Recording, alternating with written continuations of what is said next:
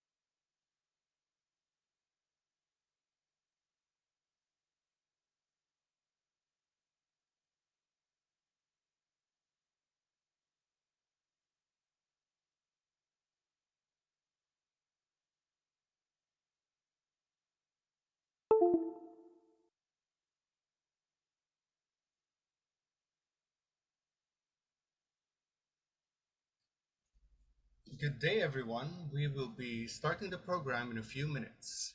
In the meantime, make yourselves comfortable, snack up, and get yourself ready for the next leg of our journey.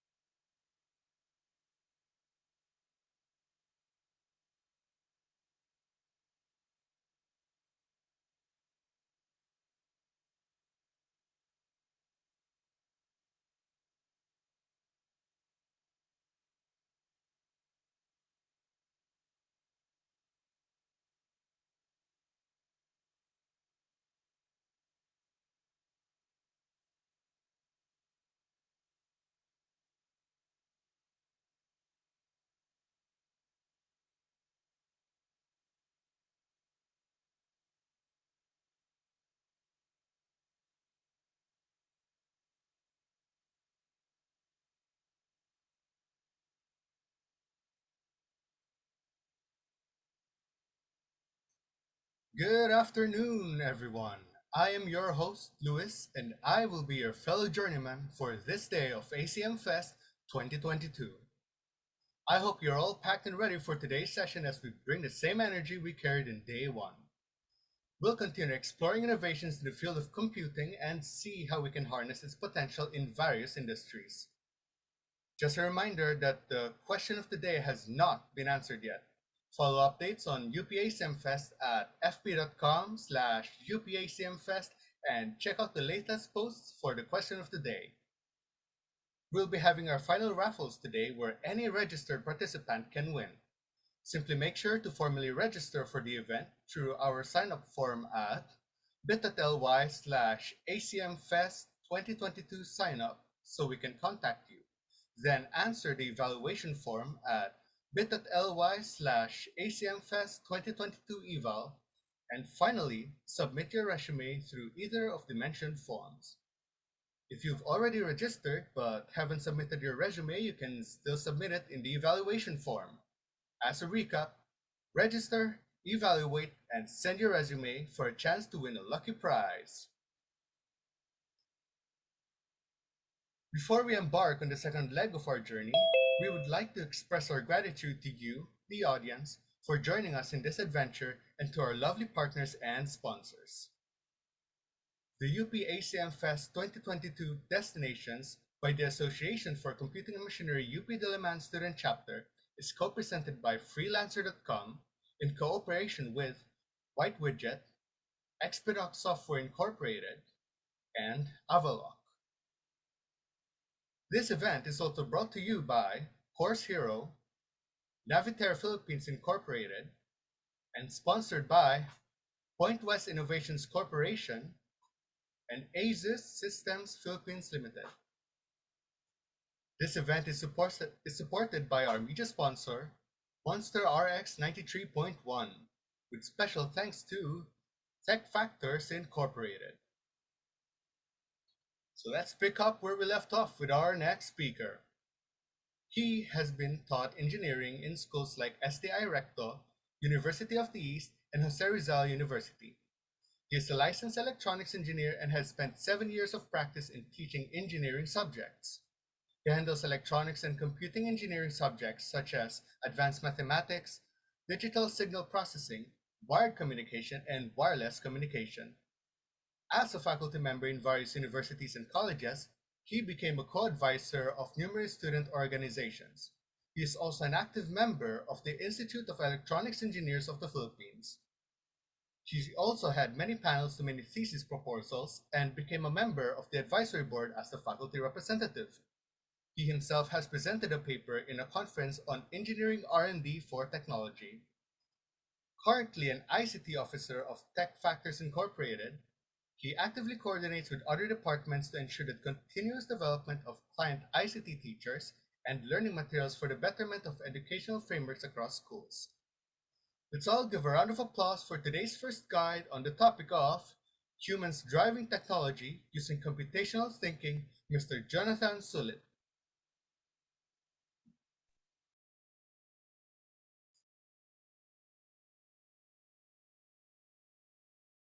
Hello, good afternoon guys. Good afternoon po. Ayan. Okay, so uh, what an introduction from our host. Ayan.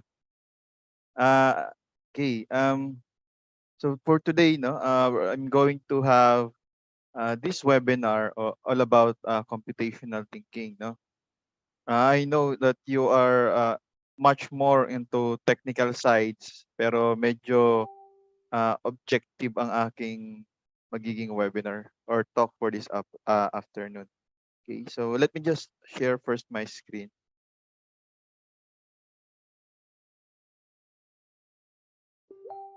Can you see now my screen, guys?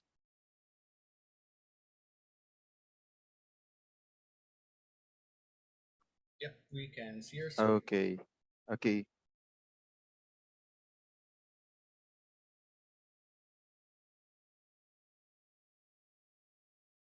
ayan. Okay. So again, I'm Engineer Jonathan Sulit, and um, I'm the ICT training officer of Tech Factors. And by the way, I'm also an engineer, no, an electronics engineer. But I have also inclination, no, with the ICT nowadays, no, kasi alam niyo naman yung ECE medyo related din somewhat to ICT, no.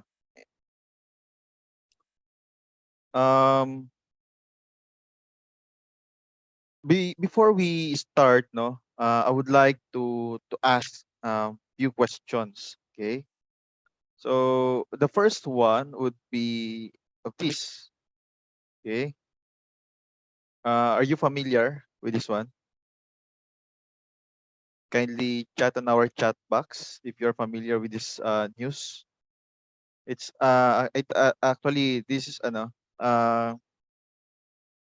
okay, so this is my first question. Have you read no the news about this? Now Facebook shutting down one of its AI systems after chatbots no began speaking in their own language using English words but not being understood by humans. So it's English no pero iba yung syntax no yung pagkakabuo ng English and those AI lang yung nakakaintindi. Okay? So the AI did not begin shutting down computers around the world or anything of the sort, but it stopped using English and began using a language that it created. So initially, the AI agents communicated in English, but they later developed a new language that only the AI systems could understand, thus define their purpose. As a result, no, Facebook researchers shut down the AI systems and forced them to communicate only in English. So I'm seeing here the chat box. Okay, ngayon. Okay. Ngayon lang pala narinig. Really? Actually, medyo matagal na ito eh. No? So medyo matagal na itong news na ito. How about the others po?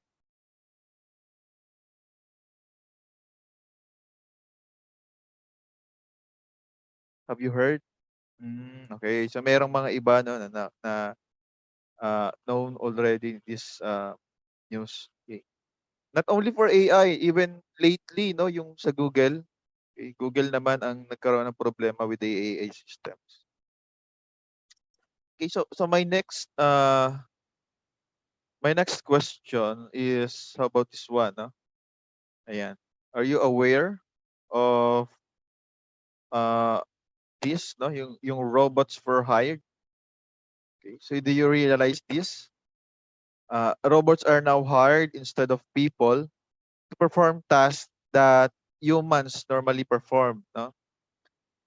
According to the given slide, as you can see, robots are used in mining industry for excavation and mineral mining. No? Food delivery and service robots are also used. Um, Robots for hire are becoming more popular, no, as a result of their ability to perform accurate and efficient tasks. So with these two slides, I am sure, no, that there are so many questions that you like to ask. No? But let us reserve first, no, those questions and let us proceed with our session outline for this given webinar. So here's the session outline for our webinar. So first, no, what do people think, okay, about the technology today? And and then how are computational thinking skills related to human skills? Then the last one we're going to discuss is how can we develop students no computational thinking skills? Yan.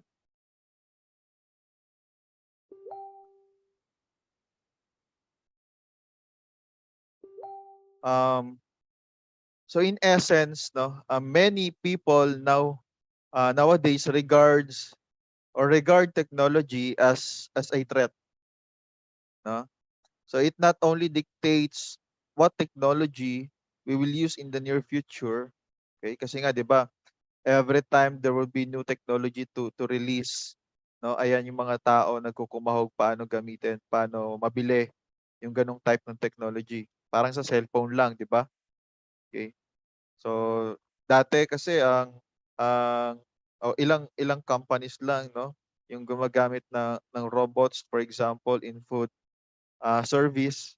So ngayon even Philippines, for example, last time I read a news, no, from Facebook na merong Jollibee na gumagamit ng service robots, no, to serve foods.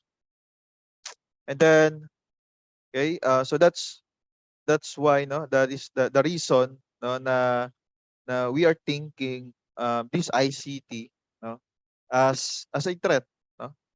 But it also takes many jobs, no, that our ordinary people should be doing, no? Just like yung sa service food services, di ba?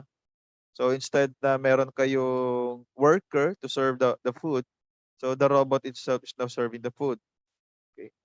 Ano pa, 'di ba? Sa Japan, for example, okay, there's a lot of things, no, na dami nilang ginawa doon, and AI and robotics, they integrated those technologies, no, to actually dapat nga to ano lang, no, to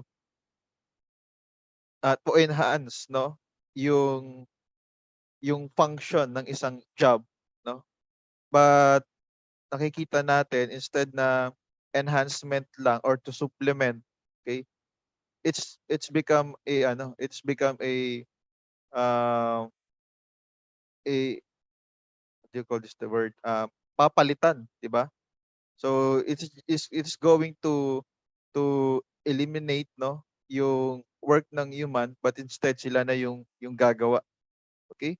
So we humans really, no, or a lot of us really think about this technology, no, arising as threat. Okay? So kayo ba, hindi ba kayo nati-threat na maybe next years, no, wala nang trabaho ang engineers kasi may AI robots na nag-engineer, no? So naisip ko din dati, maybe next years to come, no, na meron ng robots or AI or ICT technology that teaches the students. So ano pa ang function ng teachers? Okay? So ayan, no?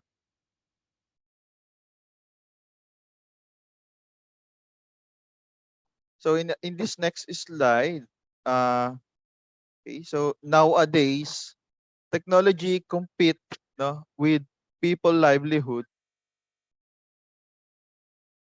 Okay? Technology nowadays compete, no, with the people livelihood activities. So as shown in the preceding example, okay, as shown in the preceding example, robots equipped, no, with artificial intelligence can now mimic how a soldier should fight, no, on a given battlefield. So it can use weapons such as caliber and shotgun to hit the target while it is in motion, no, and can overcome obstacles and determine who is our adversaries and allies. So as you can see, no, there is our robots. So ayan. Okay. So there's a company in the US that focus on this robots, no? Mga soldier robots. Yan. So they integrate AI and robotics, okay, to have this kind of robots, no? Robot soldiers.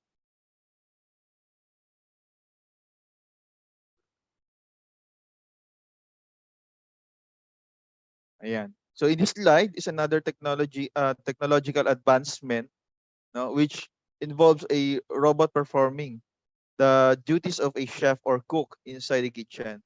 So it cook various dishes and create presentations without breaking a sweat.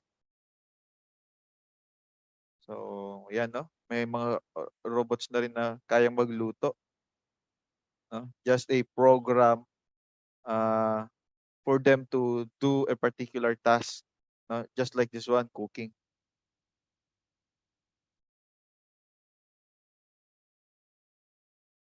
And there are also, okay, there are also these robots that portray, an inventory management system, okay, powered by robotics and artificial intelligence. Okay. Um, as you can see from the slide, robots are the one moving items, no, from one place to another. So when the robots grasp a specific item, they automatically read it and count it in an inventory system.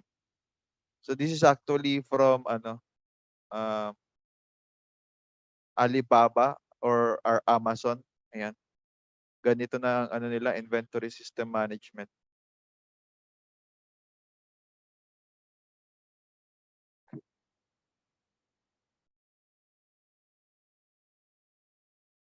Or this, no?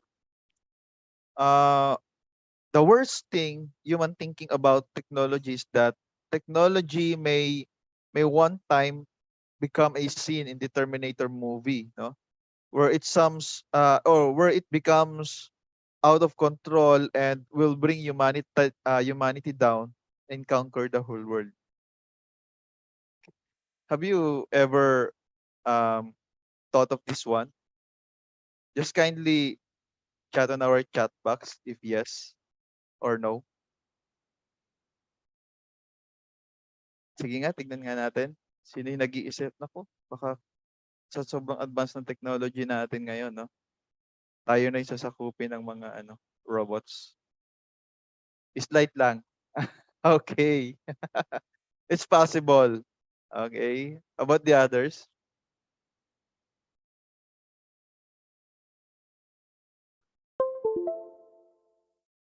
The animate the series which talks about events that happened before the Matrix, no? And gave me insight to this idea. Okay. A Matrix fanatic. Ayan. So, ayan. Okay, Animatrix. So, that's it, no? Ayan. So, nakita natin, no? Hindi lang ito in this discussion, but in your own selves, no? You are threatened also by the technology that we have nowadays. Let me continue this one.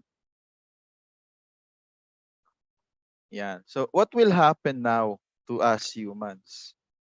The primary reason that humans are still driving the technology and not the other way around is that the, developing broad technological knowledge, practices, and attitudes is a values laden and values dependent endeavor. No? So every technological outcome emerges from a social context influenced by current values and influencing future values.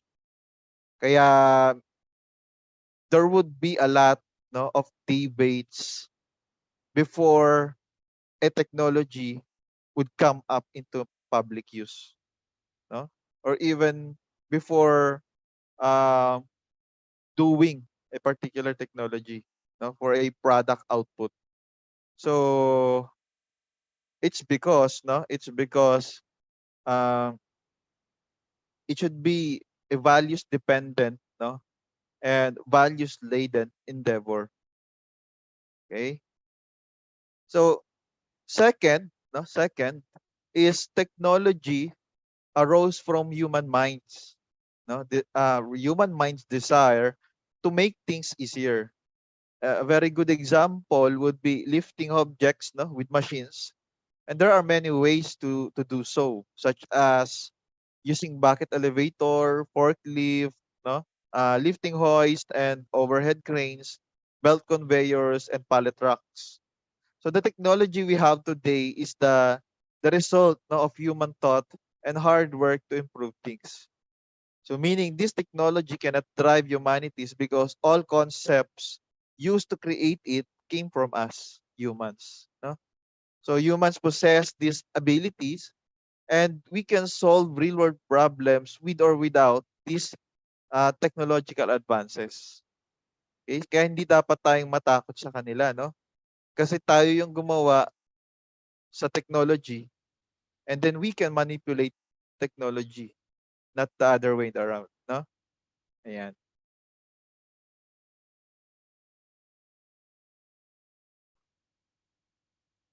Okay. So how computational thinking skills relate to human skills? Now let me introduce to you computational thinking. No?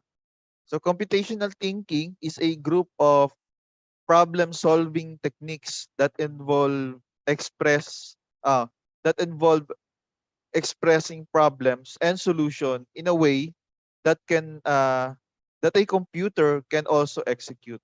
No? So computers use computational thinking to solve a given problem. So this is skill or the skills no incorporated with computational thinking skills is a framework no that are actually human skills. So human can use computational thinking to solve real world problems also, no? So are you familiar with computational thinking po?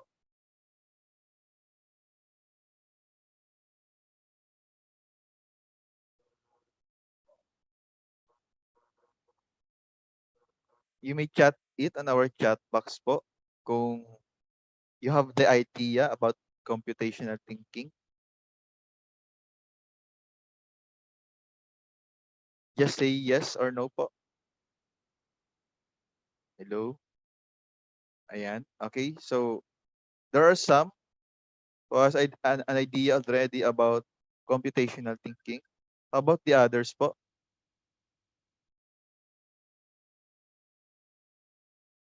Vague. Okay.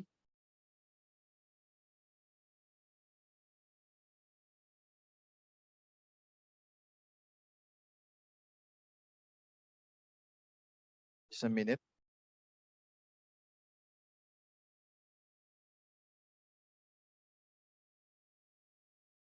Ayan. Okay. So meron pa ditong nag-reply. Let me read. Since we need to be able to tell what we want to do to computers, that's computational thinking. Right. Okay. Okay, so medyo ano pa no, medyo magulo pa ang definition no pag sinabi natin computational thinking. Let me um, clear this no before we proceed. Okay? In much simpler terms, when we talk about computational thinking, it is the way no or computational thinking, it is a process how a computer works to solve a problem, no? And those in that thinking, no? And that process is divided into four parts. Okay? So yung tinatawag nating um, decomposition. Okay, the next one would be pattern recognition, and then we have this abstraction, and then the last one would be algorithm. Okay, for sure, those terms no, na skills na binanggit ko to have this computational thinking are familiar to you guys. Yeah. So here are those no computational thinking skills. So first we have the composition. For example, it is the ability to break down no a big idea or a problem into much smaller, more manageable parts, no, such as breaking down the ingredients to cook a dish or identifying car parts, 'di ba? So ang hirap naman, for example, the problem would be uh, creating a car, no? Pero if you would just see no the problem na magki-create ng car, napakahirap tignan kasi you are actually thinking of the whole car already. Pero kung i-decompose mo yan, ano ba yung parts ng car? Of course, there would be transmission, no? There would be the chassis, okay? Ano pa? The engine, ayan. So madaming parts. So pag inahiwalay-hiwalay natin 'yan at dun muna tayo mamroblema 'no, sa particular part ng car, so mas madali nating bibigyan ng solution how to construct no a car. Okay, the next one would be the pattern recognition. Pattern recognition is the ability to analyze no data and identify similarities, okay, and connections between its various parts. So as in the Sudoku game, for example, or spotting differences between two objects, 'di ba? For example, you're playing Sudoku, okay? So while you are playing Sudoku game, you are you develop these pattern skills. Am I right? 'Di ba may mga pattern 'yan to easily construct no number 1 to 9 numbers inside a square, okay? So that would be a pattern recognition, no? And then the next skill would be abstraction, no? Abstraction is the ability to identify the most relevant information required to solve a problem and eliminate extraneous details, no? So for example, you are creating a weekly plan. So there would be a lot, no? You can input, no, for your weekly plan. But sometimes because of those tasks, no, na nilagay mo doon, so may mga hindi naman talaga kailangan. So you have to eliminate those. No, for example, a Monday, no, or on your first week, for example, that would be weekly plan. No? So for example, in your first week, oh, rather, in your first day, ayan. So ito yung mga gagawin mo. Okay? Pero minsan nilalagay mo pa diyan, okay, for 2 hours, maglalaro muna ako ng Mobile Legends. No?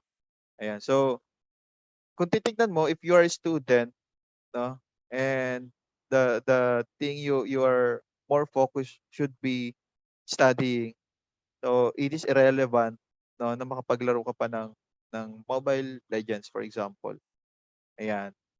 But again, it is still up to the one who is creating that plan, no? Baka kasi mamaya sabi, ay hindi na kami pinapaglaro ni sir, no? Hindi naman, no? I'm just thinking na on the student side, no, na dapat naka-focus sa study. Pero some students kasi are more no engaged with their learning kapag minsan naglalaro sila ng games. Parang pampa ano lang, no? Pampa-low down, okay? Ayan. And then the last part, no, would be uh, the last part would be this algorithm. Okay. So the algorithm is the ability to develop a step-by-step process to solve a particular problem so that the work can be replicated by humans or even a computer.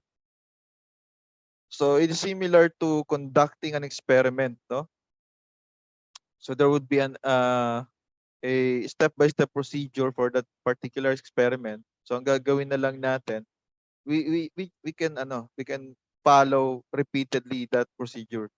Kasi yun ang isa lang naman yung learning goal no ng procedure na yun to conduct the experiment, no? So another thing would be formulating steps no to create an origami, di ba? So kung halimbawa ang gusto mo ma-create na origami would be a swan, no? Hindi mo magagawa yung output na swan kung ang steps ng pagtutupi mo ng paper would be different, no? In steps to create a swan, 'di ba? So, ayan. So, are we clear with the computational thinking skills? Kung clear po tayo dito, pahingi na lang po ng CTS na keyword sa ating chat box. CTS. Ayan. I think you get me no with this idea about computational thinking. Thank you very much.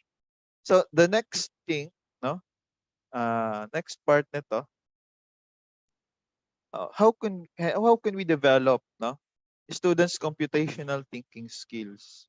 Okay? Especially you guys, no? Kasi when we talk about computational thinking, alam ko dapat ano niyo ito eh, parang isa sa subjects ninyo, no? I had a friend, no, na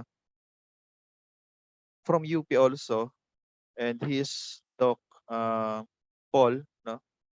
Um, sabi niya this computational thinking is one of the topic, kung hindi topic, ano daw, a subject, no, in computer science.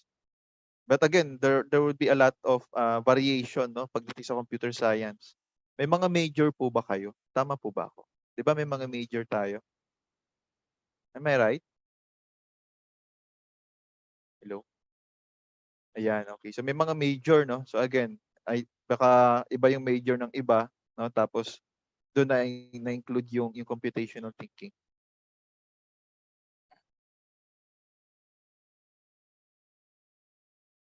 Okay.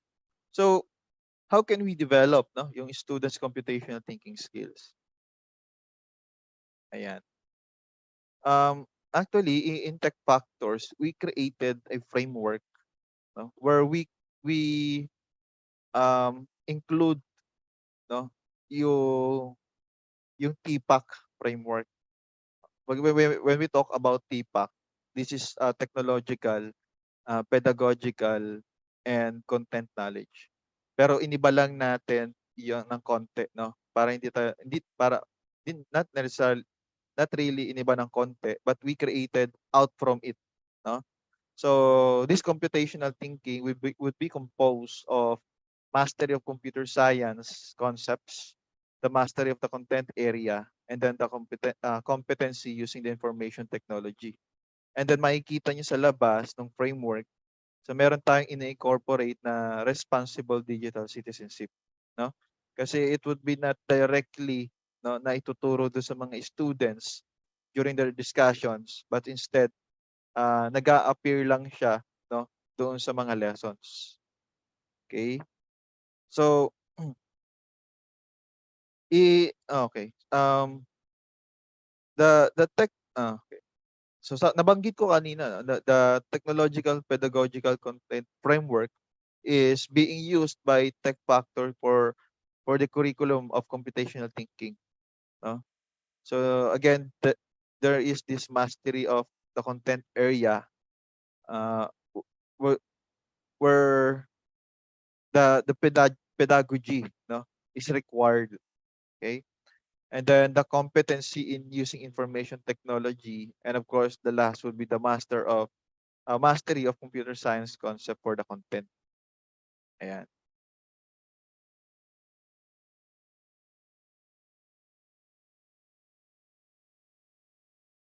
And aside from the TPAC, no, framework, okay, so tech factors also use principles, no, in teaching. For example, this TEL, okay, okay, or the, do you call this one, the technology enhanced learning, okay, and we have also the project based learning, active problem solving, and then the meaningful learning. Okay. So Tech Factors curriculum use various principles to effectively impart computational thinking skills to the students. So such as this TEL, no? And yung nabanggit ka natin, through the use of ICT tools, the PBL, okay? Using collaborative activities to engage in real life scenes, yung ating mga lessons. And then active problem solving, no? As the steps to solve the given challenges, and meaningful learning where the learners select and choose from his or her prior learning experience for their positive or negative impact. Ayan. So hindi lang tayo basta-basta, no, na sasabihin natin, "Oh, okay, para matuto yung mga bata ng computational thinking skills." So lagay natin computational thinking skills. There will be a lot, no? of things to be considered, especially in the curriculum, para ipasok ang computational thinking skills. So, in our case, so medyo nahirapan kami, no, to develop the courseware, kasi kino-consider din namin yung mga grade levels. So for example, what things, no, to be considered kapag ang lesson to be developed para mabigay natin yung computational thinking skill para sa grade o kinder to grade 2. How about for grade 3 to grade 6? How about for grade 7 to grade 10? Ayan. So again, yung grade 7 to grade 10, those are adult learners na, no? And we can consider them na parang sa college na din, no? Na adult learners na rin. Okay? So in this next slide, no? Tech Factors Incorporated computer science concepts used by the Computer Science Teachers Association, Computer Science Standards, or the CSTA, CSS, computer science, or the CSTA, computational thinking and computing at school, which is based from United Kingdom. And then, as you can see, no, and nandito naman yung sa tech factors. So these are the computer science concepts, no, involved in the computational thinking series, no, coursewares. So here are the definitions for those concepts, no. So you have the data, okay, logic, decomposition, patterns, abstraction, algorithm, automation, parallelization, simulation, and evaluation. Ayan. Medyo bibilisan ko lang kasi parang ano, baka maano yung time natin. Anyway, ayan. So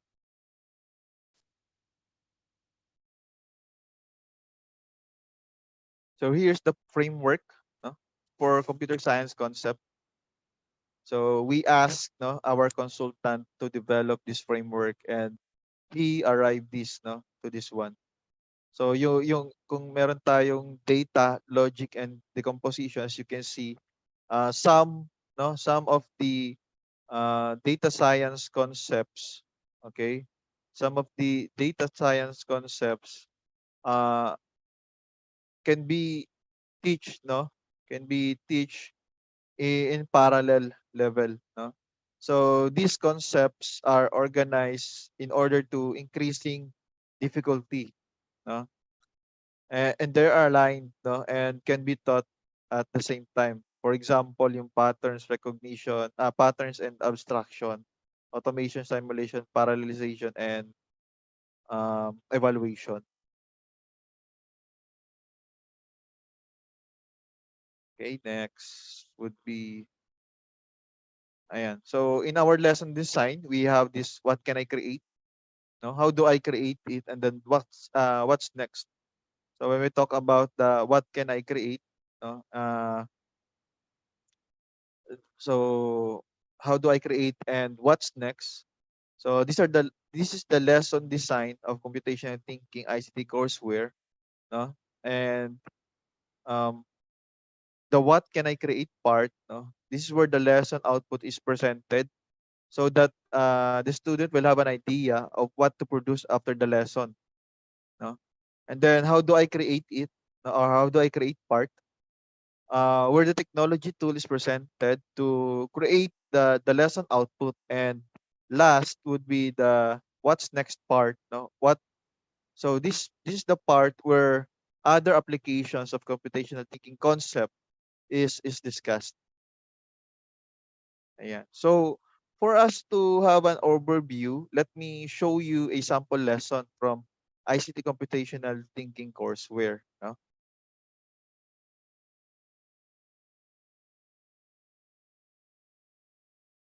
Ayan. So makikita natin, Ito yung what can I create. So these are the learning objectives actually. Tapos nandito na rin yung magiging output. Okay, so the students will be able to recognize the primary colors. This is for actually for for kinder. Ayan. So able to see colors when mixed with other colors. Sort and organize, no, reorganize the names and colors. Learn how to conduct a survey and graph the results. Appreciate the color fruits and vegetable as well as their nutritional values. So ito po yung kanilang uh, learning objectives. Okay, and then how do I create it? So andyan yung computer science concepts, no? So andyan yung meron tayong vocabulary part, no?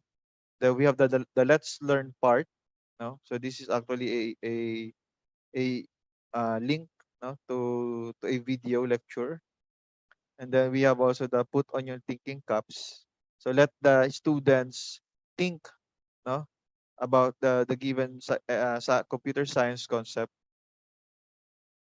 And then the last part, no, actually would be the let's play. So this is an interactive game, no, where the students can engage more, no, and develop more their computational thinking skills.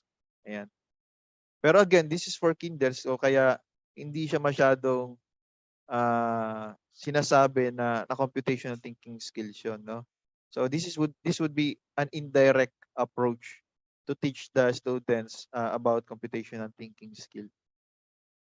And then yung another section, no, would be this is actually from how do I create it part. Ayan.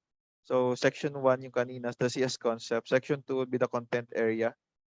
Ayan. So this is relating the computer science concept into other real life scenarios, for example, and just like fruits and vegetables. And then the last section would be the technology tool. Ayan.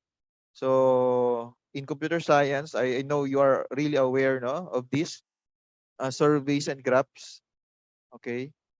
So with this, no, ito yung magiging tools ng student, no, on how they will represent a certain um, data given.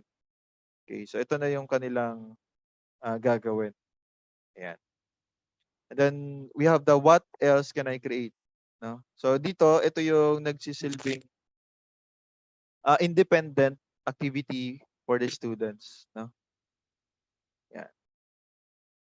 So I think I'm done, no?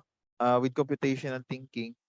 Although medyo hindi ito masyadong technical in your part, no? But the essence of having this computational thinking skills, no, with us and develop it, so mas uh, nakaka-engage tayo to solve a problem, no, real life problems, no, step by step procedure, just like what our computer is doing to solve problems. Ayan. So let's now have our question and answer portion. If you have any question, you may type it po para we can have an interaction. Ayan. Thank you. Thanks so much sa lecture, sir. Pwede naman, some questions are also sent sa Slido link namin. So I'll just be reading them out loud. Okay. Okay. In which part of computational thinking is figuring out how to turn information into data types recognizable by the computer? Mm, okay. Again, no, when we talk about computational thinking, it is just not necessarily, no, about computers, no. Pero yung pag-convert natin, no, ng data type that are recognizable by the computer, um I think it's more of in the algorithm na, no? Kasi nandun na yung algorithm, doon pumapasok na yung program, eh, 'di ba? Kasi on the first three parts, we are just analyzing the problem, no? So for example, the decomposition part, so we just divide the problem to much smaller part, and then we have this pattern recognition. So we just draw a pattern, no, para uh, makita natin kung ano yung possible solution with the problem. And then we have the abstraction, no? We're just eliminating some details, no, from the pattern, and then the last would be the algorithm. So kung i-apply natin to more on the computer science side, no?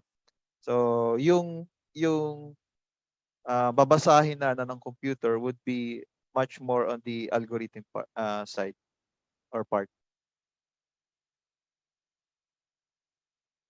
Okay, next question. Someone would like to clarify if computational thinking is a process or a skill. Okay. Uh, Computational thinking is a process, no? But again, there would be a series of steps to solve a particular problem, no?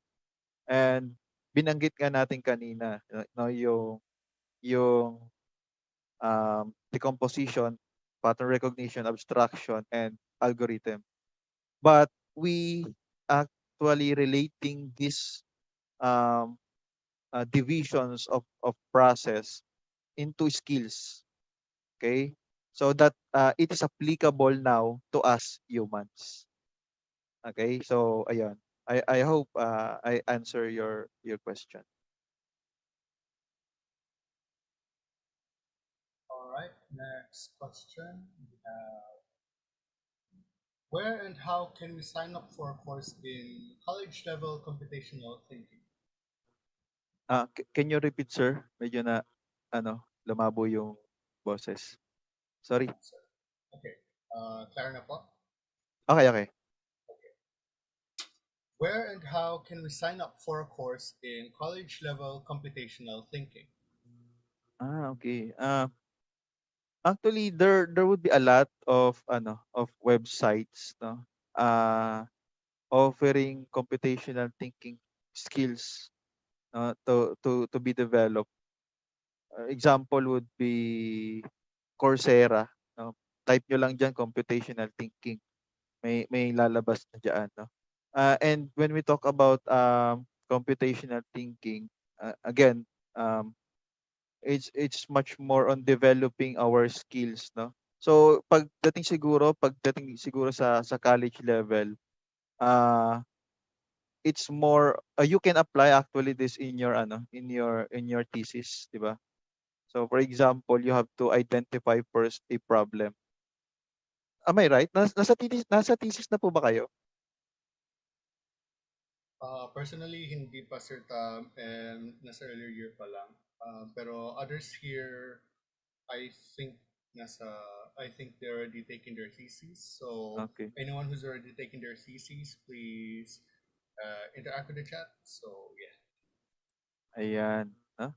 So applicable ito sa thesis, no? Kasi again, we can apply this process, no, to solve a particular problem. Okay, for example, uh hindi ako masyado familiar sa computer science na mga thesis, no. Pero ang alam ko kasi meron na kayong ngayon, eh, may hardware integration na rin kayo. Am I right? Hello, sa mga nagte-thesis po. Kung nahihiya, pwedeng mag-chat lang po sa chat box. Tama po ba? May hardware integration na rin ang thesis ng computer science. Kasi way back 2016 ata yun. Nakapag-handle ako ng computer science for thesis, no? Nag-integrate na sila ng hardware where areas na on the previous thesis of computer science students. So much more on ano lang on software. So ang question ko would be yung mga nagti-thesis po ba ngayon, may hardware integration na po ba kayo? Hello, are you still with us? Kindly chat it. Depende po sa lab. Okay. Depende daw sa laboratory. Okay. So ayun, no? Kasi for example, if you want to solve a problem, just like uh, solving garbage waste, for example, no? So that would be a vast um, topic, no, to discuss. Kasi ang lawak ng ano ng waste, 'di ba? Na problem. So the problem would be waste, pero what type of waste, 'di ba? So we have e-waste, we have plastic waste, biodegradable, non-biodegradable, no? May mga bottles, may mga glasses, and so on and so forth. So with that, no, we are actually having, no, yung decomposition skill, 'di ba? So from a big idea of waste, so we try to divide it into much smaller parts para mas makapag-focus tayo ano ba yung gusto nating masolusyonan na problem. Ayan. So for example, no, you have selected yung plastic waste, no? Again, there would be a lot of plastic waste. So i-divide na naman natin 'yan into much smaller parts. Okay? So meron tayong plastic waste na mga bottles, may plastic waste like just yung mga plastic bags, 'di ba? May plastic waste din tayo from furnitures. Ayan. May mga plastic waste tayo yung tinatawag nating ano. At actually, this is the problem in the ocean eh. Yung mga ano microplastics, 'di ba? So 'yan. Ang dami pa, no? So pwede pa natin i-divide more into a much simpler one. For example, nag-focus tayo sa microplastics. Okay, ayan. O ngayon, the problem would be microplastics. Microplastic in the ocean, 'di ba? Kasi yung mga microplastics na 'to, ito yung mga kinakain na ng ano ng mga isda na not knowing that those are plastics, no? So pag kinain niyo ng isda, hindi naman yan magda-digest sa bituka nila. So there would be a chance, no, na mahuli yung isda at kainin naman yun ng tao. So parang tayo na yung kumain ng plastic pag gano'n, 'di ba? Yan. So in that case, no, tignan niyo, no, from a bigger concept ng waste na ipunta natin siya sa much smaller concept ng microplastics, 'di ba? So microplastics. For example, that would be now your problem, no? How to solve, no? The problem in microplastics. But again, when we talk about microplastic, ano ba ang gusto nyong gawin sa microplastic? So, 'di ba, ang daming decomposition na ginagawa natin. Actually, decomposition, um, pattern recognition, no? And abstraction. These are hand in hand, no? 'Di ba? So nag-decompose tayo ng malaking problem tapos ah tinanggal natin yung mga hindi kailangan. That would be abstraction. And then tinitignan niyo yung ano yung pattern natin. We are now focusing on plastics, 'di ba? Tapos ngayon naka-focus naman tayo sa pattern ng microplastics. Anong gusto natin gawin sa microplastics? 'Di ba? Gusto ba natin tunawin ito sa dagat? Gusto ba natin kunin ito sa dagat? 'Di ba? O kapag o yung microplastics ba na nakain ng isda ang gusto nating solusyonan? Okay, so ang dami pa, 'di ba? Ang dami pang question, magbo-branch out pa siya. So with that, no, mas mapo-focus tayo kung saan natin gusto talaga mag-focus na problem. Okay? So it is yung tinuturo ko sa ano sa mga students ko, no, especially taking up the thesis. Okay? Kasi ang dami sa kanila, they arrive already, no, on a solution without concerning the problem. Okay? Ang daming gano'n, no? Sir, ito yung ano namin, ito yung project namin, automated trash can. Okay, sige, sige. anong klaseng trash ang kukunin niyo? Oo nga 'no, mag-iisip 'yan. Ano na lang sir, automated, plastic trash can. Okey. Anong klaseng plastic, trash can, trash yung gusto niyong i-ano, i-manage nung trash can niyo? Ah, ano madaming plastic kasi may ganyan, ano na lang sir, mga bottles, okey. Mga bottles ba 'yan ng soft drinks? Mga bottles ba 'yan do you have, ah, ah, in your related literature, meron ba kayong nagsasabi na puwede ng ma-sense yung mga ganitong type ng plastics? Ayan, hanggang sa kung kailan sila nag-present 'no, dun kami nagna-narrow down ng problem nila. Hanggang sa sasabihin nila, "Oo nga pala hindi na puwede, okey iba na lang." So gano'n 'no, gano'n ang nangyayari, okey? So kaya kailangan 'no, when you are in your ano, um, conceptualizing, okay, your thesis, it is much better to um, ano ba yung English ng piga, ayan, 'di ba? Dapat mapiga niyo muna yung ano, yung pinaka root cause ng problem, okay? So 'pag nakuha niyo yon, mas madali 'no, mas madali yung mga susunod na steps kasi may focus kayo 'no, na-narrow down niyo na yung gusto niyong mangyari. Na-narrow down niyo yung goal ninyo to solve that particular problem, 'di ba? Oo, nandun na yung decomposition, abstraction, even the pattern recognition. So now, 'pag nakuha niyo na yung root cause na yun, yung problem na yun, so proceed kayo sa algorithm. So what would be the step-by-step procedure on how to solve that particular problem? In your case, computer science, no? So syempre, more on the programming part. But again, no, hindi naman ninyo titingnan yung program niyo as a whole. Pwede kayo bumalik ulit sa computational thinking, 'di ba? So, magkakaroon kasi kayo ng bagong problem eh. Paano niyo gagawin yung solution? 'Di ba? For example, you have to create a program. Paano gagawin yung solution?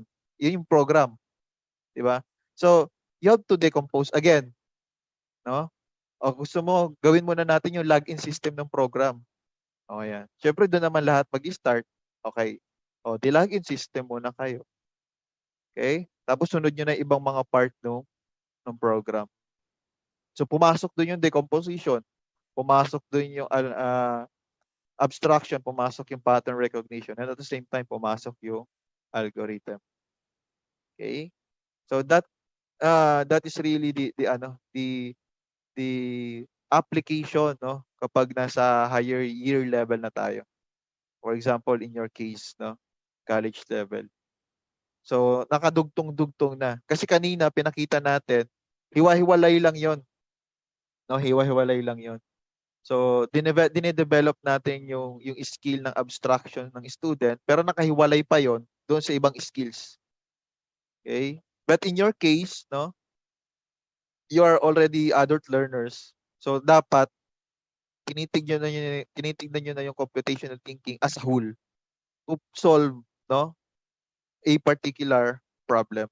So you are already seeing computational thinking is a whole process, no? How to solve a problem.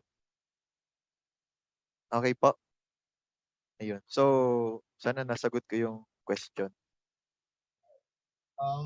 No order on how the computational thinking skills are applied. Okay. The order actually is that ano, ayun na yung binanggit natin kanina.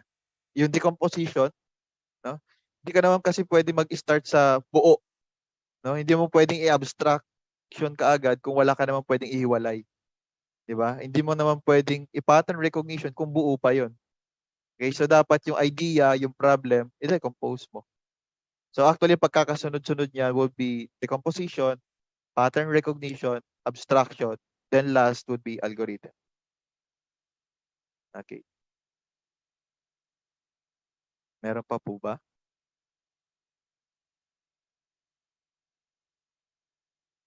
Alright, I think wala naman nang nag-appear na questions sa Slido, so I guess that's that. Thank you for the interesting topic, Mr. Jonathan Sulit. Yung nakita ko yung GI, yung GIF nung nagluluto na robot, naalala ko like recently kasi meron yung chess robot that harmed the chess player during a match, na alala ko lang. Mm. Yeah. Actually, ang dami na eh, no? Even Philippines kasi ang dami na nag-a-adapt. For example, sa Union Bank, no, especially in their main branch, wala nang tao doon, walang teller. Pupunta ka lang doon sa bangko, mga AI system lang nandoon. So, halimbawa, magde-deposit ka, anything that you were going to have, no? The process, all the process, yung mga AI system lang nandun, sila na magpa-process. Okay, so imagine a bank without people to serve you, but instead AI, no? AI systems. So, sila na yung magse-serve sa'yo. Okay? Then, Yeah. there are also establishment, example, in Japan, no? Na, ayun, yung buong kitchen nila, ng McDo. Ay, no, not in Japan. I think that's in Dubai. No, yung buong kitchen nila ng McDo, puro robot na 'yon. Wala ka nakikita nagluluto na tao. Pati ano, yung lahat soft drinks, pag-serve ng ano, lahat robot na hinandoon. Okay? So, it's not really no to be afraid of the technology, but instead we have to adapt, no? Kasi lahat naman ng nasa technology is galing lang naman sa atin 'yan. And yun yung ano, yun yung strength natin as humans, no? So for example, there would be emerging technologies, pero there would be also emerging jobs for us. And napaka-swerte ninyo, no, na computer science yung kinukuha ninyo kasi it is somewhat related to ICT also. Uh, there would be a lot of opportunities, no, for you when it comes to industry. Ayan. Kasi tama naman ako, no, na meron kayong mga programming subjects, 'di ba? Tama po ba? Ayan. Okay. So, Medyo yun po. onti yung programming subjects namin sa computer science. Like, medyo talaga nagde-delve na kami sa theoretical. Mm. Pero marami kasi ang computer science na friends, pero ang ano nila eh, parang nag-a-adapt din sila, no? Kasi although theories ang ano ninyo, ang focus, pero when it comes to the industry na kasi, ah ano na more on programming, no? Maraming programming opportunities. Kaya kung halimbawa may isa o dalawa kayong programming languages na pinag-aaralan ngayon, i-master nyo na yan, guys, no? Master nyo na yan. Pagdating niya ng industry, tapos nakita nila na very knowledgeable ka about a particular program, hindi kayo mawawala ng trabaho. No, hindi kayo mawawala ng trabaho. Okay? Isa nga yun sa binibigay kong ano eh. Binibigay ko lagi na advice with my students, no? Especially electronics kasi ang mga estudyante ko, no? So lagi kami nasa hardware. Pero meron din sila namang ano, meron din namang kaming programming part, no? So sinasabi ko sa nila sa kanila na at least no ma-master nila 1 to 2 programs na meron sila, no? I-optimize nila yung gamit nun para in the near future hindi rin sila mahirapan maghanap ng trabaho. Ano po bang ano, programming language na tinuturo sa inyo? Yung tinuro sa amin ng first year is Python. Saka yun, Mm, may tinuro rin that's sa amin good, C. no? Ayan, so i-type nyo lang yan sa job street, Python at saka sa C. Ang dami lalabas na opportunity, no? Ang dami. Okay? So hindi kayo mawawala ng trabaho pag marunong kayo ng programming. Okay? I'm So not sure ayan. kung technically programming, pero sa system series namin, pinag-program kami sa assembly. Assembly language. Yeah, sa MIPS in Oo. particular. Medyo ano 'yun eh, sa industry, sa loob na mismo ng industry na like ano mga companies, no? Yung may mga ano, manufacturing company Oh kasi yeah, yung mga public order. marami kasing ano eh, um maraming manufacturing companies are using robotics, no, to their system, no? And a lot of them use assembly language. So ako nga dati na-experience ko napagkakitaan ko pa yung assembly. Oo. Pero magandang language 'yon, no? Kasi from the scratch talaga. Yung kada kibo ng program mo, no? Kailangan mo ilagay kasi pag nakalimutan mo, hindi gagalaw yung program mo eh. Ayan. That's Yun nga lang, fun. ang disadvantage nyon, syempre, ayun, lahat kailangan mo ilagay, no? Kahit yung paglipat ng A sa B, no? Mga tipong ganon. Samantalang kapag nagsika, Python, Python ang dali, di ba? Biruin mo makakapag-compute ka ng mathematical equation with Python, no? Isang line lang yung kailangan mo or dalawa, di ba? Ganun ganun kadali ang Python, no? So, yung Python naman is naging ah nag-boom, no? Nag-boom naman yung Python. It's because of the libraries na meron 'yan, no? So, especially sa machine learning, artificial intelligence, no?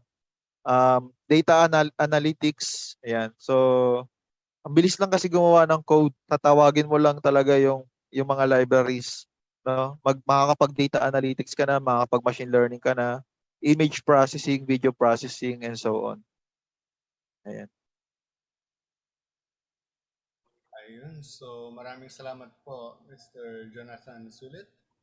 And this fourth destination is such a great starter for today's journey. As a token of our gratitude, we would like to give you this certificate of appreciation. The Ayan. Association for Computing Machinery UP Diliman Student Chapter Incorporated awards this certificate of appreciation to Jonathan Sulit for being an esteemed speaker at UP ACM Fest 2022 Destinations held on July 29, 2022, signed by Macy M. Tan and Luis C. Agana.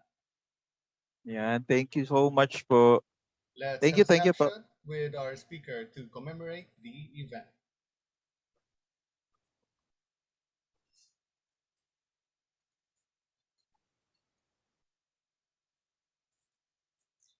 Okay, there we go. So we are very grateful that you joined us today. So we'll be having another raffle draw for a random attendee. And today's lucky winner of 500 pesos is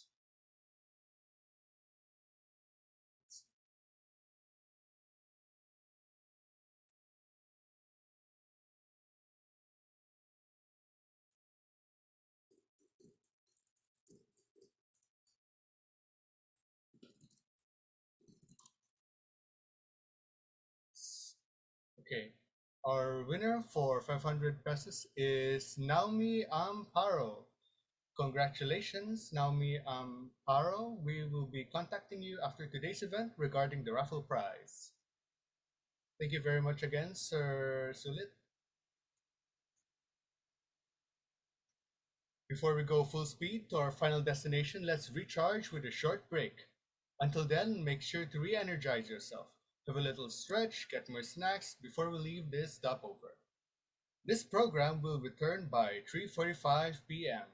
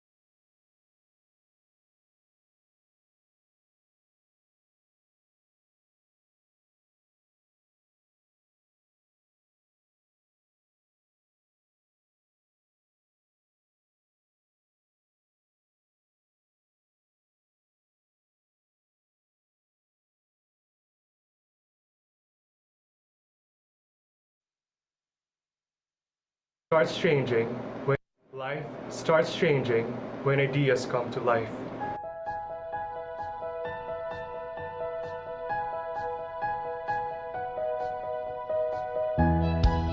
We continuously improve. We innovate.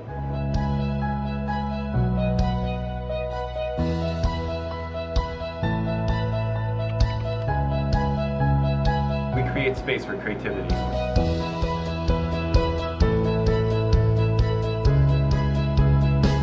And we're not just colleagues, we're a collective here.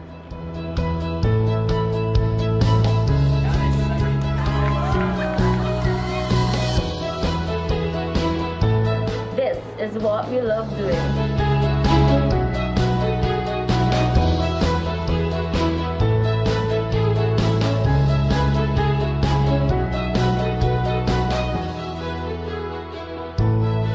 Because ideas can change the world. It's very hard for you to provide for your family. Freelancer has helped me to overcome all that. My life dream is to go to Japan. Thanks to my freelancer.com incomes, I have been able to save enough money to make this dream a reality. Thanks freelancer.com for this wonderful idea to pull out the creative stage from the shell in front of the world.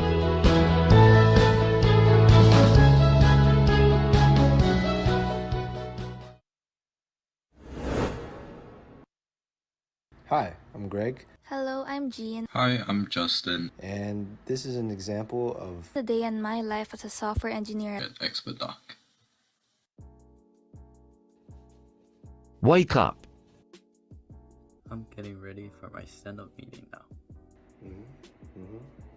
Morning stand up.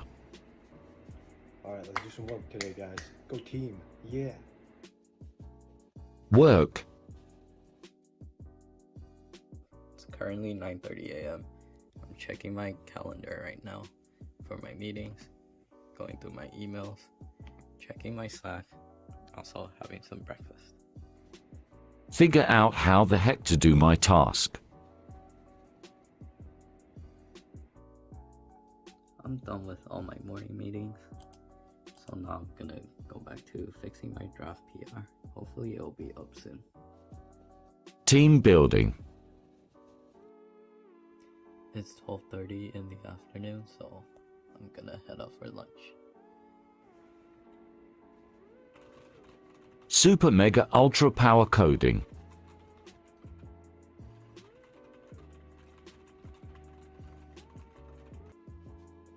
Have lunch and pet dog. So I just finished lunch and I got my caffeine for the day. Stir. Stir. Stir. Bugs. Back to work. Oh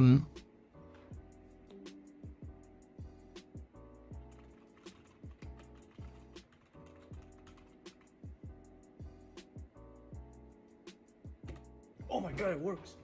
Great. Success. So it's almost 5 and I'm getting ready for my second stand-up of the day.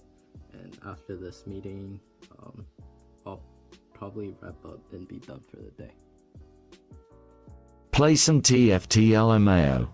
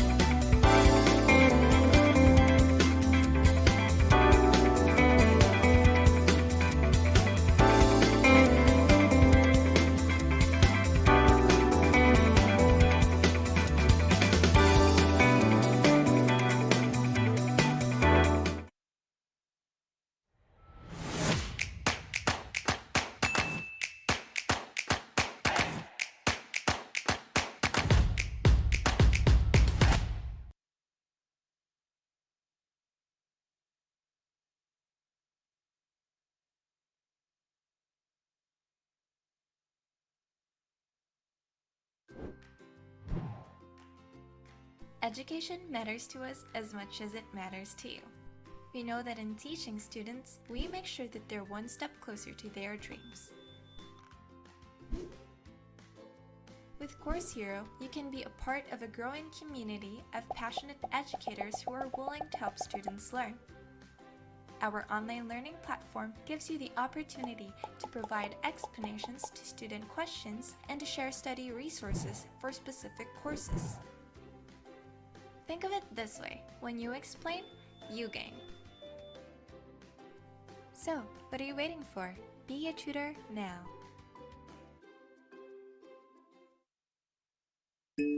Education. It starts for all of us with a blank piece of paper. And then it leads to knowledge, curiosity, and discovery. Worlds open, minds expand.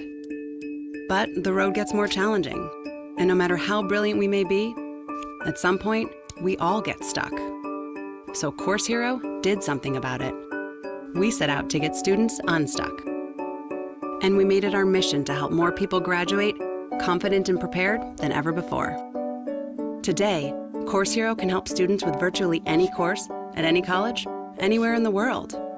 And we're leveling the playing field for all, from students with children, to students with jobs, to students who are just plain in over their head. But we still have a long way to go. Creating a world where every student graduates is an incredibly rewarding but incredibly massive challenge. It requires finding the world's best problem solvers. It's engineers building the world's largest educational content marketplace.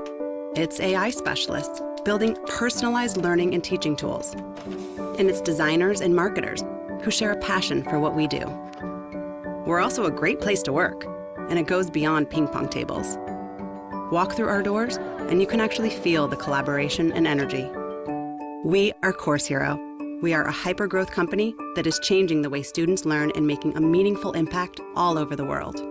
Help invent the future of student learning. Hey there! Looking for a no-hassle side hustle? I'm here to introduce you to a text-based Q&A platform where you can earn by tutoring whenever and wherever you want. Welcome to Course Hero. Course Hero is an online learning platform of course-specific study resources. It's a platform for students around the globe to get 24/7 homework help. As a text-based tutor on Course Hero, you can help students learn by writing step-by-step solutions or answers to student questions within your specialized field on the platform. You can choose your subject expertise, from computer science to engineering, science to math, and everything in between.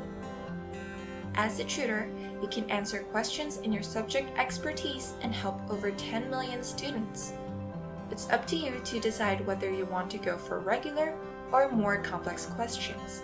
No need to worry about compensation, as you'll be paid per question answered instead of per hour. Enjoy the flexibility and freedom to be a tutor on Course Hero whenever and wherever you like. So, you might be asking, how much can you expect? The base rate for questions is $3. But for more difficult questions, there are complexity bonuses. Top-tier tutors can earn around $1,500 per month. Ready to be a tutor? Here are the things you need to know to get started. You must be fluent in written English, and at least a college student with educational documents reflecting subjects chosen. Prepare the following documents and take a clear picture or screenshot.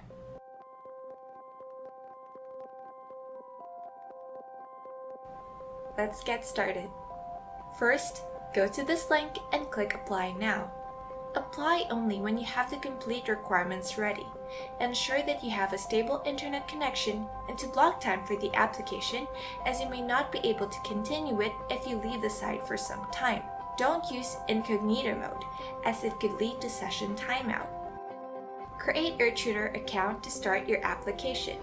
You can select up to 15 subjects, but ensure that they are related.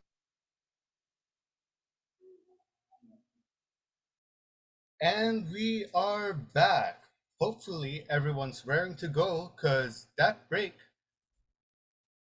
was our last stopover before the end of the road.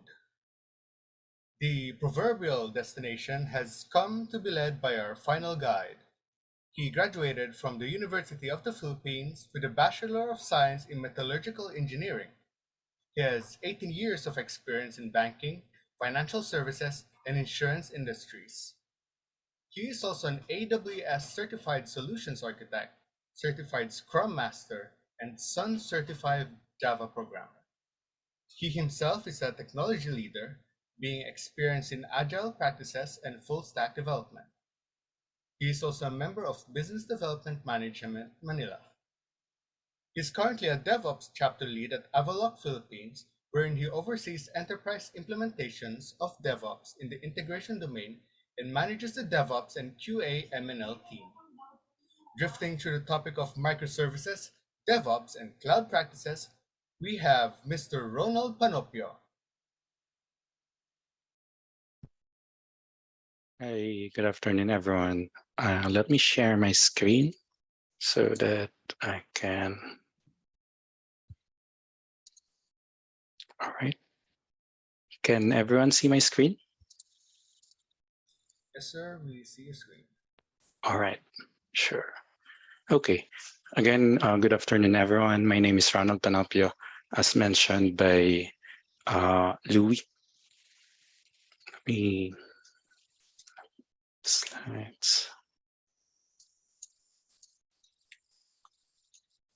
So for my background, right, as mentioned earlier, I graduated from the University of the Philippines. My student number 1999. I'm pretty sure it's quite really old if you compare to the young college students or the graduating one that we have in the call. I've started my career as a developer, moved to DevOps and cloud practices over the years, have 18 years of banking and financial services experience. And I can safely say that I've gone through several career journeys that I have over the past 18 years. And in particular, why am I speaking here today is just to give everyone a background of what Avaloq is and how we're able to change the landscape in terms of the cutting edge technologies that we provide, right? And I think the presenter already said a lot of my experience already, and these are the things that I can share with you today. So for overall the agenda, we will look at who is Avaloq, where I will give a short introduction of our company and its history. Then we will move to our journey to cloud computing, probably explain first what we mean by cloud computing and the different types of cloud computing. And then we looked at Avaloq Banking Suite and offering, where I will provide some of the business case scenarios of how cloud computing is leveraged. And I guess what better way to give a real world example for me to be able to explain how Avaloq does it. And then I'll give you a sneak peek of how is it working with us in Avaloq. And later on, we can move to Q&A if you have questions or anything that interests you about the presentation or about Avaloq in general. So I'll start first with who is Avaloq, right? So Avaloq started or was founded in 1985 by Francisco Fernandez at BIS Informatic. And in 1994, Avaloq brand was launched. Right? So we provide first core banking solution that we offer to the clients that we have, mainly banks. Right? So nearly 40 years in the financial industry, we offer innovative solutions to financial institutions, globally recognized leader in private banking and wealth management, and the corporate side of things, right? We are diverse with more than 2,500 employees from 70 plus countries, right? And our headquarters is in Switzerland, but we do have more than 20 offices worldwide. And for Avaloq, we have our mission basically is to orchestrate the financial ecosystem and democratize access to wealth management. So what do we mean by democratizing wealth management? So it means that in order to make wealth management more available or accessible to the masses, we have to enable digital transformation of our products. So before, you probably heard a lot of words about private banking or wealth management that really caters the ultra high net worth individuals. Those are the essentially the C's or the Pacquiao's of the world, wherein you have your money, you give it to a private banker, or you have a wealth manager to manage the wealth of your business, to manage it for you, right? But Avaloq wants to democratize it in such a way that not only the ultra high network individuals will have access, but more and more so those individuals that want to leverage a product so that they can have full access to, let's say, portfolio that they have or the investments that they can make through Avaloq platform, right? So, and Avaloq's vision is to be the leading provider of cutting-edge software and services, enabling financial institutions to responsibly manage clients' wealth. So if you looked at the vision and the mission of Avaloq, it aligns to what I said earlier, that for us to be able to democratize wealth, we need to be able to provide cutting-edge software and services. So gone were the days wherein you looked at a computer or someone, you go to a bank wherein for you to be able to access your finances, you go to a bank, a physical bank, or you call your banker or anyone, if your parents do so, right? They will call their banks, they will ask, what's my stocks or how can I invest, all those things. We move from digital transformations that it's gonna be available at the tip of your fingers, meaning it could be a mobile platform that you wish to access. It could be a web-based platform that you have.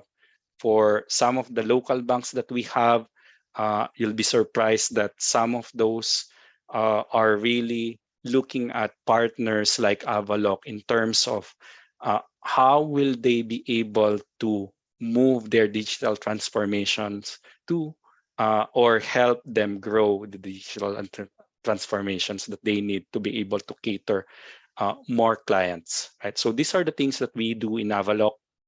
As I mentioned, we are headquartered in Switzerland, but we cater a lot of products all across the world. We have a lot of clients, banks in the APAC region, also in Europe.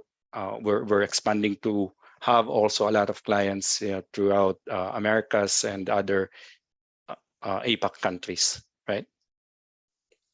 So how we provide this is something that we do internally by providing digital transformation to cloud enablement banking and allow financial institutions to gain access to more innovative fintechs and integrate their technologies conveniently to their existing setup. So meaning we do a lot of integrations with the bank so that their financial managers can be able to serve more clients, which is essentially supporting the goal, again, that we have to democratize wealth management. So in Manila, where we would like to also give you an idea of how we grow in Manila, we started the operations for our Avaloq Manila in 2014, right? That started our Avaloq Manila journey, where we basically have about 41 employees to start, mostly doing support, right? So it was established in 2014 with only 25 engineers, right? And then the other people were mostly support functions, right? And then Avaloq Philippines today is now an integral piece of Avaloq community, wherein majority of our teams are coming part of the software development lifecycle or supporting the development lifecycle. So aside from the software services that we provide, we also provide support in HR, marketing and communications, academy, and many more. So if you looked at it, we've grown from 41 individuals or employees to now about 430. The last time we checked with our HR, it's around 430, and we keep on growing. We have a lot of demands in the for a lot of different services that we provide. And to give you an example of the services that we provide, we work on analysis and design, we work on research and development, we work on core development, of making sure that products that we support are developed also or are enhanced here in Manila. We have some client implementations, mainly in support for our APAC clients and also in our Philippine market clients. Application management support, we also cater. So a lot of services that we previously don't have to start, we have now grown in such a way that all of these areas are being handled also in Manila. And to add on this, we've also included, like I've expanded research and development to quality assurance, cross-cutting technologies like containerization, cloud technologies that we will discuss here in the forum, and agile and DevOps practices, to name a few. Right, so all of this now are being supported here in Manila, and it's an exciting time for us to be part of Evaloc, wherein we're looking at a global role for Manila. So journey to cloud computing or everything as a service. So for us to be able to explain what I meant earlier by cloud technologies, I'd like to basically looked at this at maybe a 5,000 square feet overview of what really cloud computing is. I understand from this forum, a lot of you are young engineers looking to grow their careers in the IT industry. You've seen a lot of buzzwords lately about what is cloud, AWS, Google, Azure, all of those things are buzzword right now. But what really cloud computing is all about, we would like to look at it and see how we are able to simplify this. And then later on, we provide real banking, real world scenarios of how our banking software provides cloud computing to our clients. So I'd like to take this cloud computing analogy to or this explanation to as a pizza as a service analogy. So I think if you looked at the internet, you'll see a lot of illustrations. What is a pizza as a service? And this particular image, I have to credit Boris Borkov, that he was able to explain in a very simple way what a pizza is a service is, and the original post from Albert Baron, which created the idea of how can we explain cloud computing to people that are really not aware of what cloud is, right? So to give this or explain this analogy, we looked at a traditional way of doing a pizza, right? So you look at it, if you're familiar with it, I guess kung kasanay kayo magluto, you go to your house, you have basically everything that you need. You have a kitchen, you have a gas, you have an oven, and then you go to a supermarket, you buy a pizza dough, buy your toppings for the pizza, and then you basically prepare everything and then cook the pizza with the utilities that you have or your kitchen set that you have. So everything is made in-house. So basically what it means is everything is done by you, or at least if you looked at it, you did most of the things that are essential, right? So everything you do here is basically traditional in such a way that you do manage your own, right? So for you to get a pizza, right? So and this is a traditional case wherein you move at how do you then do this kind of way in such a way that is there any other option so that you don't really have to do it by yourself, right? So you looked at, and this is the analogy that we have for infrastructure as a service, wherein it would be kitchen as a service. So if you looked at this, you have a kitchen, right? But this is managed by the vendor, right? Or let's say any popular pizza food chain you have, right? So they will provide you a kitchen, they will have a gas or oven, or as you see some of the recent trends in the digital transformations also from like a cooking perspective or a food services perspective, that they provide you a kitchen. All you need to do is bring your ingredients like pizza dough, toppings, cook the pizza because, sorry, you have those, and then you can now use their services and cook the pizza. So you call this as kitchen as a service, wherein the infrastructure of how to make a pizza is managed by someone, right? So this is as simple as it can get, right? And then you move to, is there any other options for this, right? So you looked at platform as a service, so wherein you walk in and bake your own pizza. You just provide the toppings because anyway, all of the pizza will have a dough, right? It could be a dough of like a thick crust or thin crust, but the thing is, it's more or less similar, right? So you have the kitchen, the gas, and the oven and the pizza managed by someone else for you, which is in this case the vendor, right? And then again, same things happen. You put the toppings, you cook the pizza, and there you go. You have your own pizza, right? But the rest or the blue ones here in the illustration you see as it's managed for you by the vendors, right? And then the last analogy that we can go is software as a service. So meaning you have pizza as a service, or sorry, pizza as a service, wherein you have your kitchen, gas, oven, pizza dough, toppings, and essentially the actual cooking of the pizza managed for you by the vendor. So all you need to do is pay them, and there you have it. You have your own pizza, right? So you don't need to do anything for it. It's expected that you just buy something, which is in this case pizza, and it will be given or provided to you by the vendor, right? So this simple analogy makes you see what are the different layers of abstraction that you have.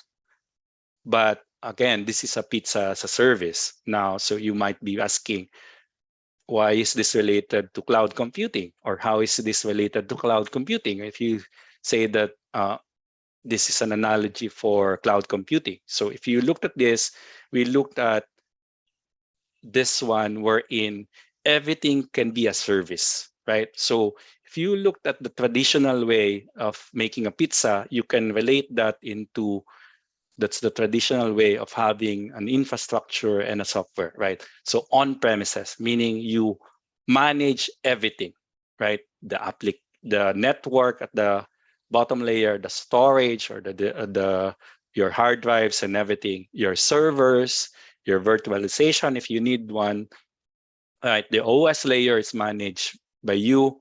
You provide the middleware, you provide the runtime, you provide the data, you provide the application. It's like you have your own setup at your home. You buy your laptop or computer, personal computer, right? You install everything. You buy your specs, install software on it, and then install it. So create your own software, and then you publish it. So basically, you manage everything, right? And then if you move at infrastructure as a service, these are the things that now the virtualization, the servers, the storage, and networking are managed for you by the vendor, right? So if you looked at the common platform that we have for infrastructure as a service, you can see that there are a lot of companies that are thriving, providing infrastructure as a service to a lot of companies. Sometimes it's a lot like major companies, multinational companies, but even the small and to medium enterprises, they're also providing or they're catering also, right? So you looked at DigitalOcean. If you're familiar with DigitalOcean, you have Linode, Rackspace, I think very popular, Amazon Web Services, right? And Microsoft Azure or Google Cloud. So those are the things that very popular infrastructure as a service providers wherein you go into their website, you log in, you order a storage capacity, you order a server, you order virtualization. Now all you need to do is install your OS, install a database that you need, and then provide a runtime, data, applications, you install everything. But everything from an infrastructure layer is managed for you or are managed for you. So then you move to platform as a service wherein even the OS, the middleware, and the runtime is managed by the vendor, right? So these are the things that AWS also provide, like AWS Elastic Beanstalk or Microsoft Azure, Heroku, Google App Engine, OpenShift clusters. Those are probably buzzwords, but if you look at it, these are the things that what they do is basically the same, except not only that infrastructure is managed for you, also the software part, but again, not the application part, because now what you will do is you will have your applications installed in their machines, right?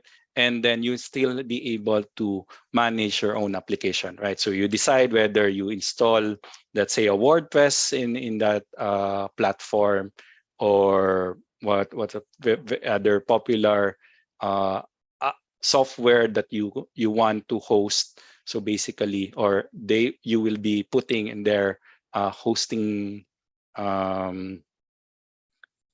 hosting services, right? So these are the things that you say that these are platform as a service. Now, if you looked at a little bit further, you have now software as a servicing where service as everything is managed for you. So you have Google Workspace, Dropbox, Salesforce, WebEx, basically any other software that you have that you go to, you open your computer, you log in and access the application through internet. It could be Facebook, could be Google Cloud, it could be Workspace, Dropbox, anything virtually software that you just access. These are the things that you basically access because it's provided to you, right? And then you pay for a certain license agreement with the provider, right? So then how is this related to Avaloq, right?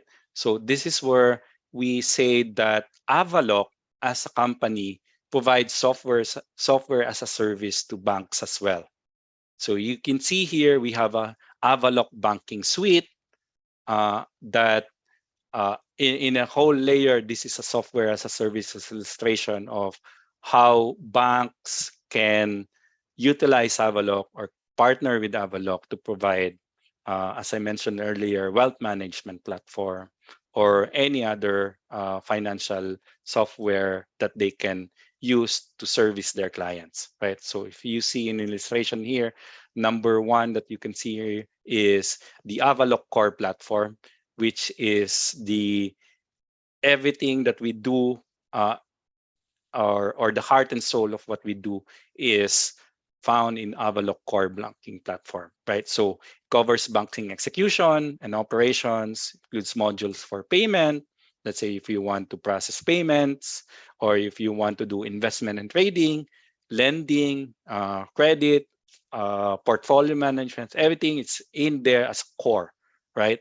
So settlements, financial institution risk and compliance management, regulatory customer requirements, all of these are core. We are providing that as part of Avaloq core platform. And then the second one, the item in the left, you see at the topmost is the digital channel. So I mentioned earlier that gone are the days that you have only one channel for your software. So omni-channel wherein you go to a bank or physical bank store and then you just able to access anything that you need through a banker, right? Or a customer service, right? So here, digital channels covers front-end systems serving multiple channels, such as it could be an online banking or a mobile banking, right? Fast and efficient bank employee software like smart clients we provide, or modern software like dedicated uh, workplace, or we call it RM workplace for the managers or the bank managers, or someone we call wealth managers, right? So that they can access this to provide service to the wealth clients that they have, right? And then, of course, we also provide standalone digital products such as Advisory Desk, Avaloc Wealth product line, Engage Up for clients, RM Cockpit in terms of a browser-based solution for relationship managers so that they can be on the go, they can go with the customer, they can like manage the customer portfolio on the go. So all of these are provided so that the experience for the client is different. Now you're looking at multiple channels that you can access your platform, right?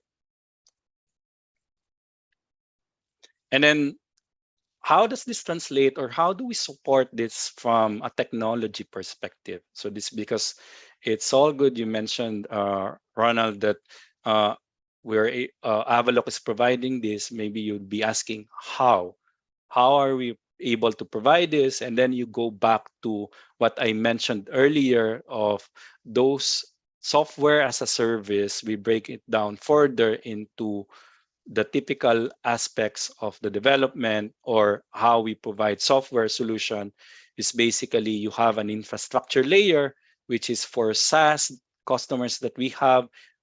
It's a private cloud. For other arrangements with the clients that we have, we use public cloud. Basically, we are the consumer, or Avaloc is the consumer of the infrastructure as a service provided by AWS. We're using that to create our own layer and of infrastructure, and then install the back end and front end layer of our applications, right? So this you can see in our products. What I'm particularly would want to emphasize with this forum is this is in line with the technology that we have in Manila, or we're supporting here in Manila. So if you looked at the left side of the diagram, you can see that some of it, if you match it with the right side, you have, let's say, for example, in the front end, we provide UI UX design for our clients. So meaning the development are here in Manila, wherein we have developers, engineers doing UI UX. We have Angular for our web-based platform, right? Native iOS and Android apps. So basically, we can support our products. When I say products, us in Avaloc Manila supporting the products that we mentioned for omni-channel that the clients will, or the banks will use, right? So we also provide REST API or development, wherein it's developed through Java, Spring framework, and quality assurance space. Also, we provide.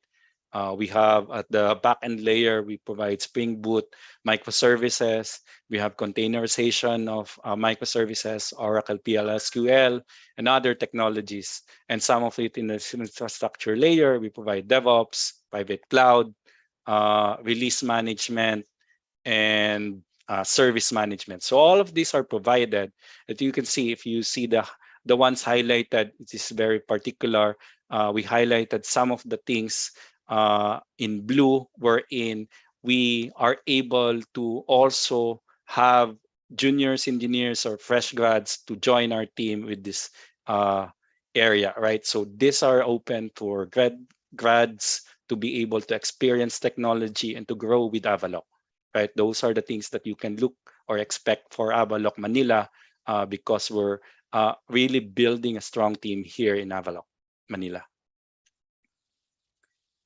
And then I'll tackle a bit of how is it working with us in terms of the culture and what you can expect with us, right? So in Avaloq, we focus on key values that really will help you reach your potential, right? So we want you to learn and grow and innovate so that we can continue providing our clients outstanding technology and service.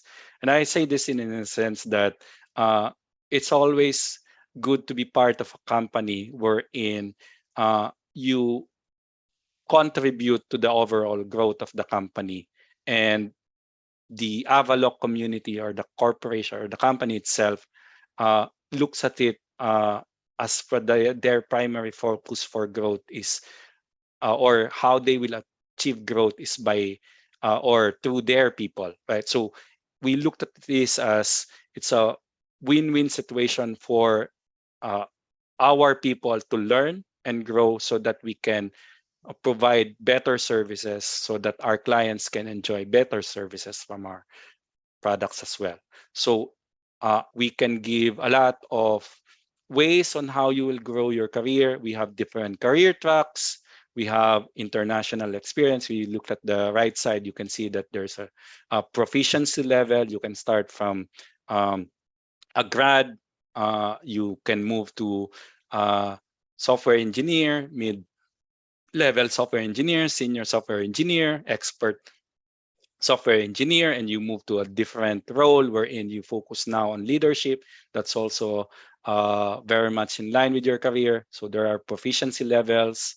You looked at here, there are some that cross-functional, wherein you'll be able to experience how is it working with other teams, other cultures, other nationalities. So it's all available here in Avaloq, Manila that you will be able to experience, right? You provide other professions or other services, other career tracks, also not only for developers, but also for QA, for HR, for support management, and basically everything, right? We provide also international work experience for some people that feel really want to work with us and experience working in a different or different country, right? So all of this will be provided by Avaloq, or at least you'll have the opportunity to make use of this opportunity to really enhance your career, right? So I guess that's all for my presentation. I don't want to really discuss a lot more, overwhelm you with the technology stuff. I made it purposely short and clean about what is it in Avaloq, or what are the technologies we provide, so that we can have more questions, Q&A for anyone interested to ask. I can answer a few technology questions if you want that, or anything in general about cloud computing, or I guess I also Avaloq experience if it helps. Thank you. I guess that would be please, if you have time, also you can scan this. It will be routed to the Avaloq site, wherein you'll be able to access more about Avaloq and our openings. Right. Okay, we're towards the end of my presentation. I now will have to put this to the the organizers. If you want any questions that you have, I would gladly answer if I can. All right. Thank you, Sir Ronald. Any additional queries can be sent through the link posted in the chat, guys. So let's check out our Slido and let's see. First question is, how can we students learn more and get started on cloud computing? All right. Okay, I can probably answer that in maybe the experience that I have, so that people can relate to it. As a fresh grad before, I graduated, unlike I would assume that everyone in this call are computer science graduate or anything information technology related courses. But unlike you, I didn't graduate with computer science. I graduated in metallurgical engineering. Probably you're aware. Also part of the UP 49ers group. So everything for me before is different in terms of understanding about technology or computers, right? So uh, why I say this is because for you to be able to learn cloud, right? Of course, you can go online, you can go searching of how AWS or Amazon or Google Cloud in the internet. But I guess I would say the best way to learn it is to be part of a company that is doing cloud, right? So yeah, I can see Kenneth also met E. Right? So now what I'm saying is uh, we it, sorry, trying to compose again that for you to be able to learn the best ways to be part of a company that you will have that journey with it in or you'll have your journey through cloud. So because cloud is very big, right? If you see the what I mentioned earlier, I think it's very simple from an analogy perspective. But if you look at the different layers of abstraction that the cloud providers do, for you to be able to understand, you also need to be able to understand those abstractions, right? Or why it is abstracted from you, the users, right? So meaning you have to grow, and the best way to do that is to be part of a company. Now, I don't know if it answers directly your question of how you start, but I would really recommend to explore companies that have openings for graduates or junior staff engineers that uh, you will be able to grow your career, not directly as a cloud engineer, because as I mentioned, there are a lot of things that you need to learn first before you can fully understand cloud. So you start with a software engineer role, and then maybe as a programmer, if you're doing Python or Java in college, that will be a good start for you, because now you look at the application layer, you're doing that, and then soon you will move to how can I deploy this application to my servers, or essentially cloud servers or providers, right? So then you get more exposure to cloud, and then ultimately now you'll be able to understand or get more exposure to what it is actually involves cloud, right? So I think I guess I probably going too far ahead, or maybe not really directly answering the question, but I still believe that you need to start from if your passion is programming, you start with that, and then you get more exposure as you go along. I always say na I started with programmer also experience, and then um, I get to be fortunate enough to really experience it as I grow my career in IT. Sorry, So Louis, if I don't know if I answered uh, So directly, or yung if you want to. Yep. starting target namin para we can get Mhm. into cloud computing is yung entry point namin is to like become start with a software engineer role.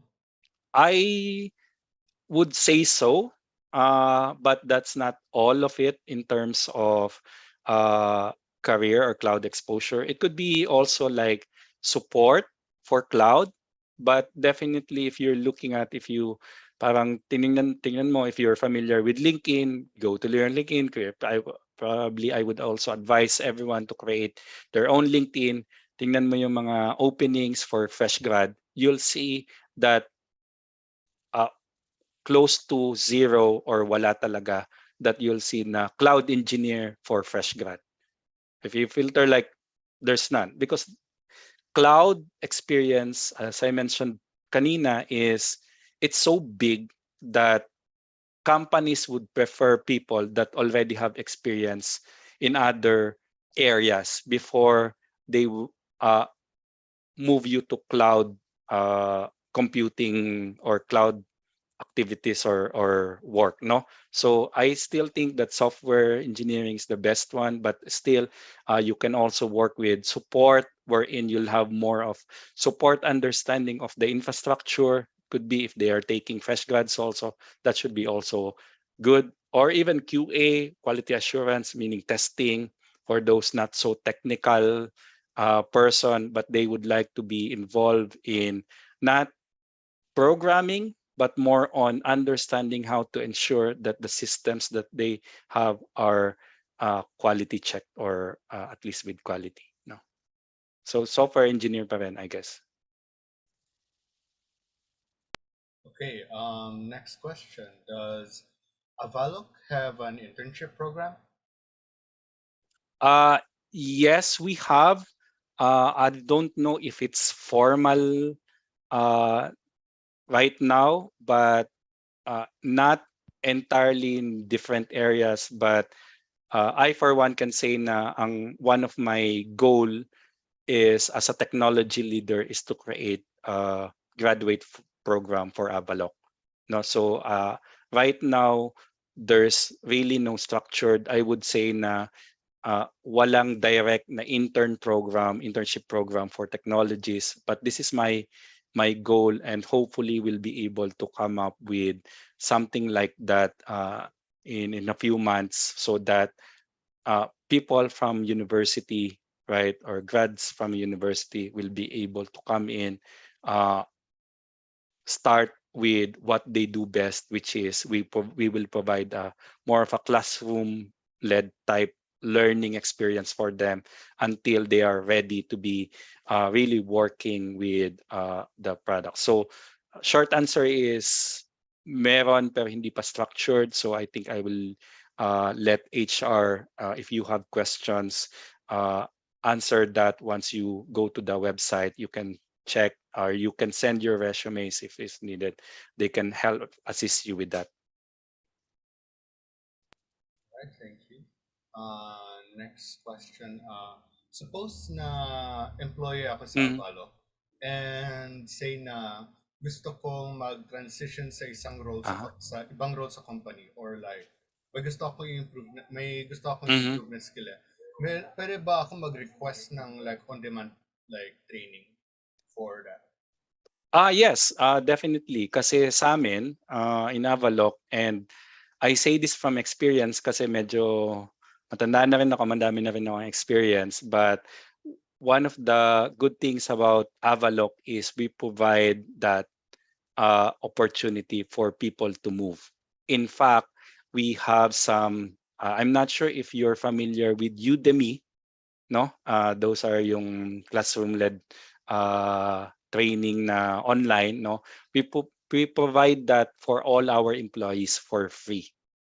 So meaning you'll have access to Udemy, you can learn it, and then maybe start with that, and then have a conversation with your manager para you can say na, Ronald, I've been like wanted to explore itong technology na to, meron bang opportunity? And then we can look at, as a manager, I will definitely support that, because that's also part of what we encourage our managers, that we should always support people's desire to learn other stuff. Because uh, gaya nga ng sinabi ko, it also helps the company kung malaki yung experience mo about different areas. So for you, for people to just work on one area, hindi rin siya maganda for your career. Meaning, mas maganda yung you'll be able to grow and experience different side of things. Could be today, ngayon, nagpo-program ka, bukas you want to move to more on people management. It's also a factor. Or you realize na hindi ka ganun kagaling mag-program, but you still want to be involved in IT, you have that appreciation of other IT process, wherein you can be part of yung mga testing, QA, for example, right? You know more about the business, because in Avalok also, very exciting yung financial service aspect, meaning you get to learn how, let's say, for example, cryptocurrency, right? You see that, okay, gusto mo mag-invest sa crypto, you don't know. or you don't want to learn more, and just so happen Avaloq also provides crypto. So meaning you'll be able to work if there's an opening to, like, say, crypto, that you not only you'll be end up as a developer, but or as a user for crypto currency, but you'll be able to do more exciting stuff from a technology perspective, that you'll understand how cryptocurrency works, because we provide products to support it. No, so ganon, pwedeng mag-move definitely. It's just not as frequent as possible, like every 6 months lipat ako, no? It doesn't make sense also. You have to grow and mature sa role na yon, but you can definitely do that. Maybe 2 years from now, you move, that's fine. So it really depends on your desire and also the business requirement. Hopefully I answered that, Louis. Kung may structured internship na po ang Avaloq, may extend po rin ba yung benefit na yan sa mga interns? Interns, I don't know. I don't think so for OJTs. But we want to clarify na there are interns na for other areas. But for us, if you're graduate and you go to the graduate program, definitely already extended na yon. Kasi graduate program or graduate students and entering the graduate program are treated as employees already. No? So extended na siya noon. So it means na habang nagte-training ka, you get the full benefits of being an employee, which is good, no? Parang you have to see that as nanalo ka na, or you nakabuti na sa'yo na nag-aaral ka while doing work. Is also helpful na same na pati yung benefits and all those are you enjoy, no? So that's what we have for graduates, no? I just want to clarify kasi yung tanong mo is intern, no? For graduates that join us directly, no, you are entitled to any or probably most of the benefits that you should expect from any employee. Are there challenges faced in implementing new financial technology or improving such technology in place here in the Philippines? Yes. I'd say that sa lahat naman ng aspect there are challenges. And technologies in particular sa financial industry is not as simple as the Googles or the Facebook of the worlds, wherein it's all cutting edge, no? Because you have to understand that financial industry, insurance industry, all of those financial institutions, right, are heavily regulated. Meaning, hindi ka all of a sudden today you're doing this and then inform mo bukas yung bangko na ay nagpalit kami ng technology or nag-upgrade kami kasi gusto ng mga engineers namin. No, so you have to let the technology mature so that you'll be able to learn it. So now those are challenges, but it doesn't mean that it will not be available sa financial institutions. What it makes it better is because now the technologies that you are really looking forward to use, you'll now be able to apply it in real life scenario wherein you're working on a real product. So yes, there are challenges, but as I mentioned earlier kanina, yung mga products din namin, like Avaloq products, have also evolved in technology because we need to be able to evolve and cater more customers as well, or clients. So nakakasabay naman, is just that it's not as straightforward as the fintech, or not fintechs, because we're fintechs also, but not like Facebook or Google or something. But I hope I explained it well. But if you like me to further elaborate on it, I can. Alright, thanks. May interesting stories ka po bang pwede makwento sa mga clients niyo? Interesting stories. Clients or interesting story about my experience working in IT or Avaloq or anything, or in anything in general? Either, like your experience mo, or like the clients you've cooperated with, dealt with sa ano Avalok has dealt with. Okay. So ako personally, when I looked at it, and probably this will also help you decide kung ano yung gusto nyong career sa journey nyo, is uh, yung impression ba na working in a financial industry na parang patayan to, walang buhay, puro trabaho. That's not true, in a sense that I can honestly say na yung nung nag-work ako sa Avalok, uh, they really looked at it as family yung employees, no? So we experience a lot in the sense that, and I'm speaking this for a fact because I've worked in a trading platform, no? During my younger years, you can imagine in a trading platform, sobrang pressure.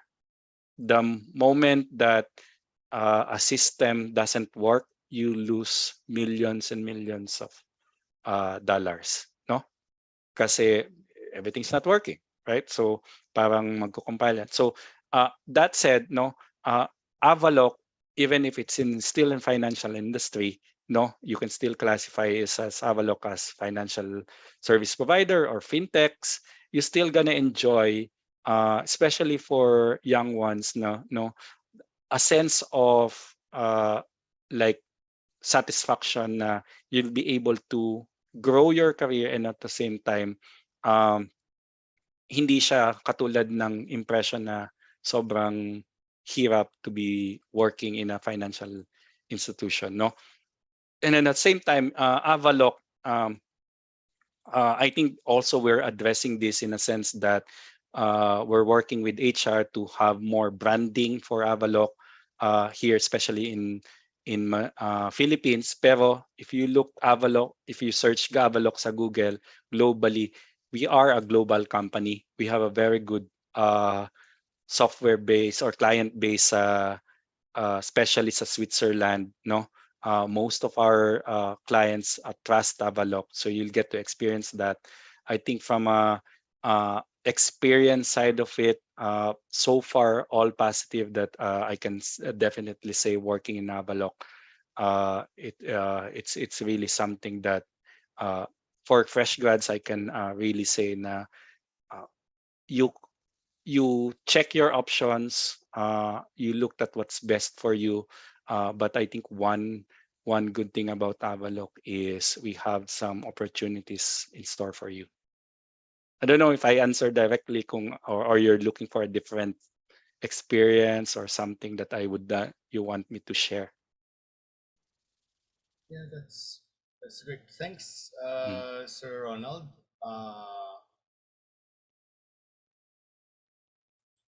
So I guess Questions or that's it anything? for. Are you anyone looking for like may gusto ba kayong career? Maybe I don't know if Avalok can help you with, or anything also na baka gusto niyong ibang career, or I can share one or two also, or anything experience that you think na you want to like yung ma-clarify kasi you're so afraid or you're so like uh, skeptical about ba right career ba to for me? Tama ba to for my choice? I'm sure you're at the stage of your journey, no, na parang gusto mong gumraduate pero hindi mo alam kung pagka-graduate mo ano ba yung dapat ginagawa mo or tama ba yung decision mo. So anything you can ask. Still have a couple of minutes to ask, or from anyone essentially if you want to speak out. Does Avalok provide services for game developers? For junior developers? Game developers. Game developers. No, I don't think so. But we have mobile development. If that's I probably it's too far, no. But maybe more on at the very least yung UI UX experience. But anything actual game development, no, because we still like more focus on software solutions for our clients, which is bank. How about data analysis science? Yes, meron. Because at the heart of what we do is data. No? Because if you looked at it, and this is very challenging for people like kung graduate ka, you'll see a lot of algorithms in place, and then you say that, oh, okay, paano ko ito gagamitin sa real world? No?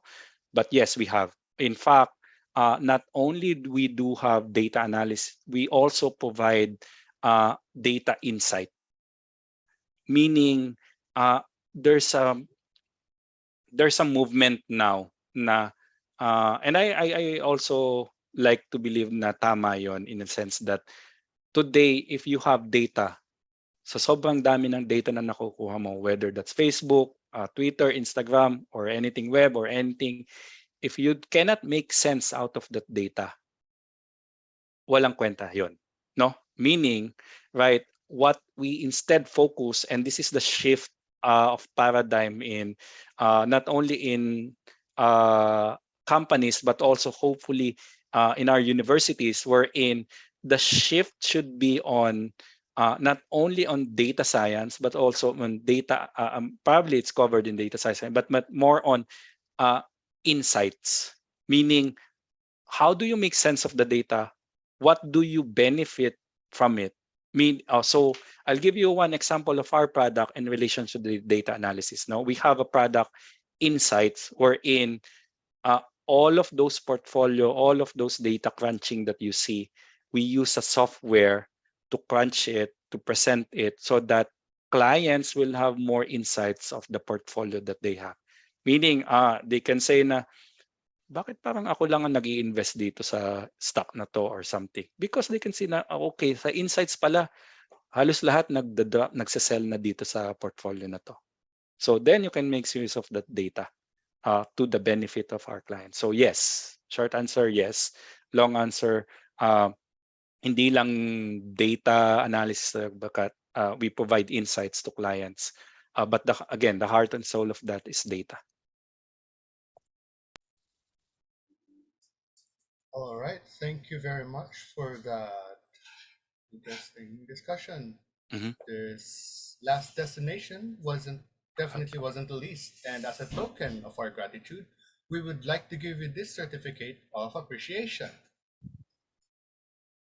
The Association for Computing Machinery UP Diliman Student Chapter Incorporated awards this certificate of appreciation to Ronald Panopio for being an esteemed speaker at UP ACM Fest 2022 Destinations held on July 23, 2022.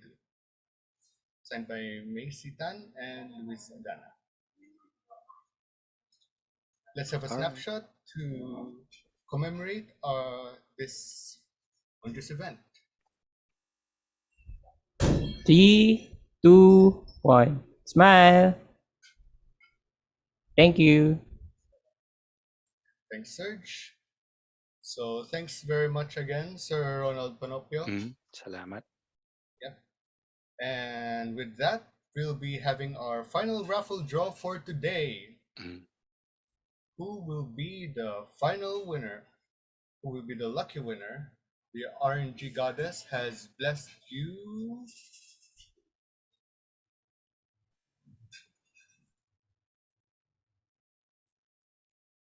Dylan Bayona. Congratulations, Dylan Bayona. We'll be contacting you after today's event with regards to the prize. I guess it's safe to say that we have reached our destination. Today was just as insightful as last time. We've managed to learn a lot of practical concepts in the field of computing. And it's very much interesting how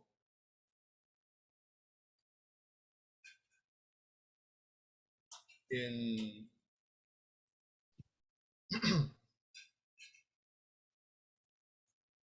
it's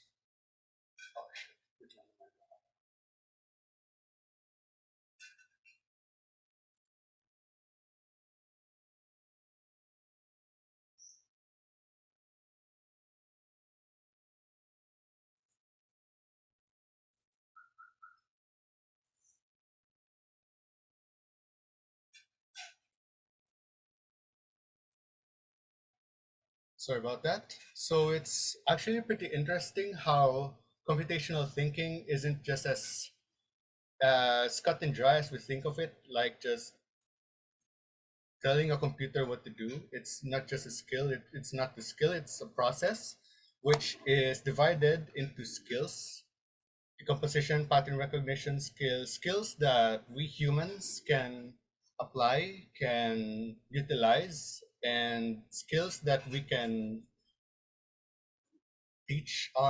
apply to our computers so that they will be able to do what we want them to do. And it's very important na yung computational thinking is taught at a very young age para sa technological generation na ito, pwede na madali maka-adapt ang new generations and ang youth sa newly developed technology, and para mas effective na magamit and maka-create yung mga younger generations sa technology na ito. And our last speaker has provided us insights cloud services, cloud computing with regards to on-premises, infrastructure as a service, platform as a service, software as a service, in the analogy of that of a pizza. Parang yung kapag sa infrastructure service, sila na bahala sa service, wala ka nang lalahanin dun. Platform as a service, sila na bahala sa platform kung saan mo gusto i-release yung app mo. And software as a service, halos lahat, sila na bahala. You just cooperate with them with Q&A, and being an employee in a ValQ sounds pretty promising. So if you guys would want to get a chance at landing a job there, I recommend submitting your resumes in the evaluation forms later.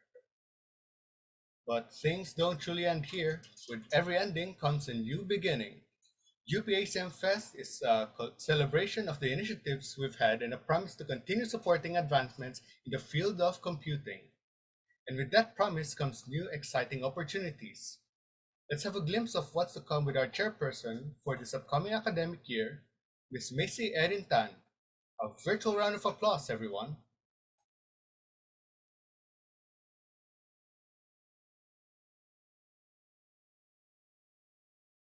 Hello, am I seeing? Yep, there you go.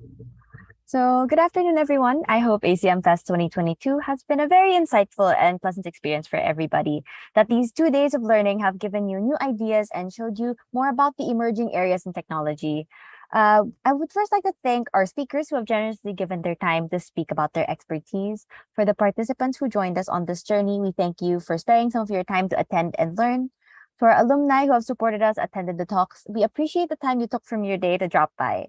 Most importantly, to the organizing committee who put all this event together, this event has been months in the making, countless hours of organizing to be able to put this event together, and I'm very happy and proud of how it turned out. There are many innovations and ideas in computer science, technology, etc., some more on the technical side, some more practical, and also some in between. These new ideas can now grow as new knowledge you have acquired for the past 2 days. As we move forward, may this information be helpful to you and your journey, building on whatever foundations and inspiring you to look towards more avenues of exploration.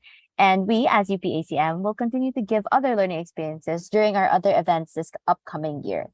Thank you for coming with us to this destination, and we hope to see you in next year's ACM Fest to celebrate 2 decades of UPACM. Thank you. We appreciate those inspiring words. I'm already excited about next year's ACM Fest.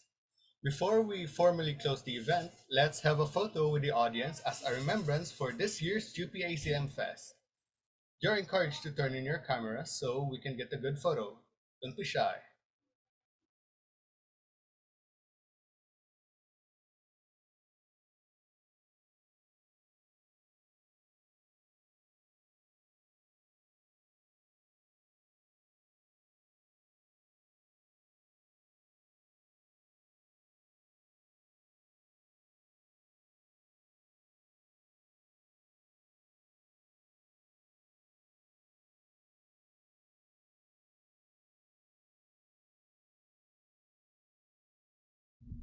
Ako ba magpipicture?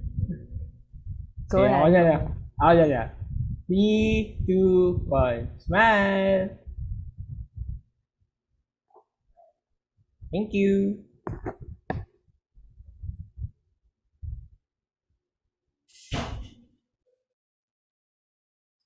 The journey is over, but that doesn't mean the fun ends. We'll be having the UP ACM Fest 2022 Game Tournament Finals tomorrow. Which contestant will tumble their way to victory in the Fall Guys tournament? Which team will clutch their way to victory in our Valorant tournament? Watch the stream by following UPACM Fest Facebook page, facebook.com/UPACMFest. And make sure to answer our evaluation form, bit.ly/ACMFest2022 to receive your certificates and possibly win the raffle prize. Again, that's bit.ly/ACMFest2022 Don't forget to send your resumes for a chance to win some moolah. We thank you all for coming with us. Once again, I'm Luis, signing off.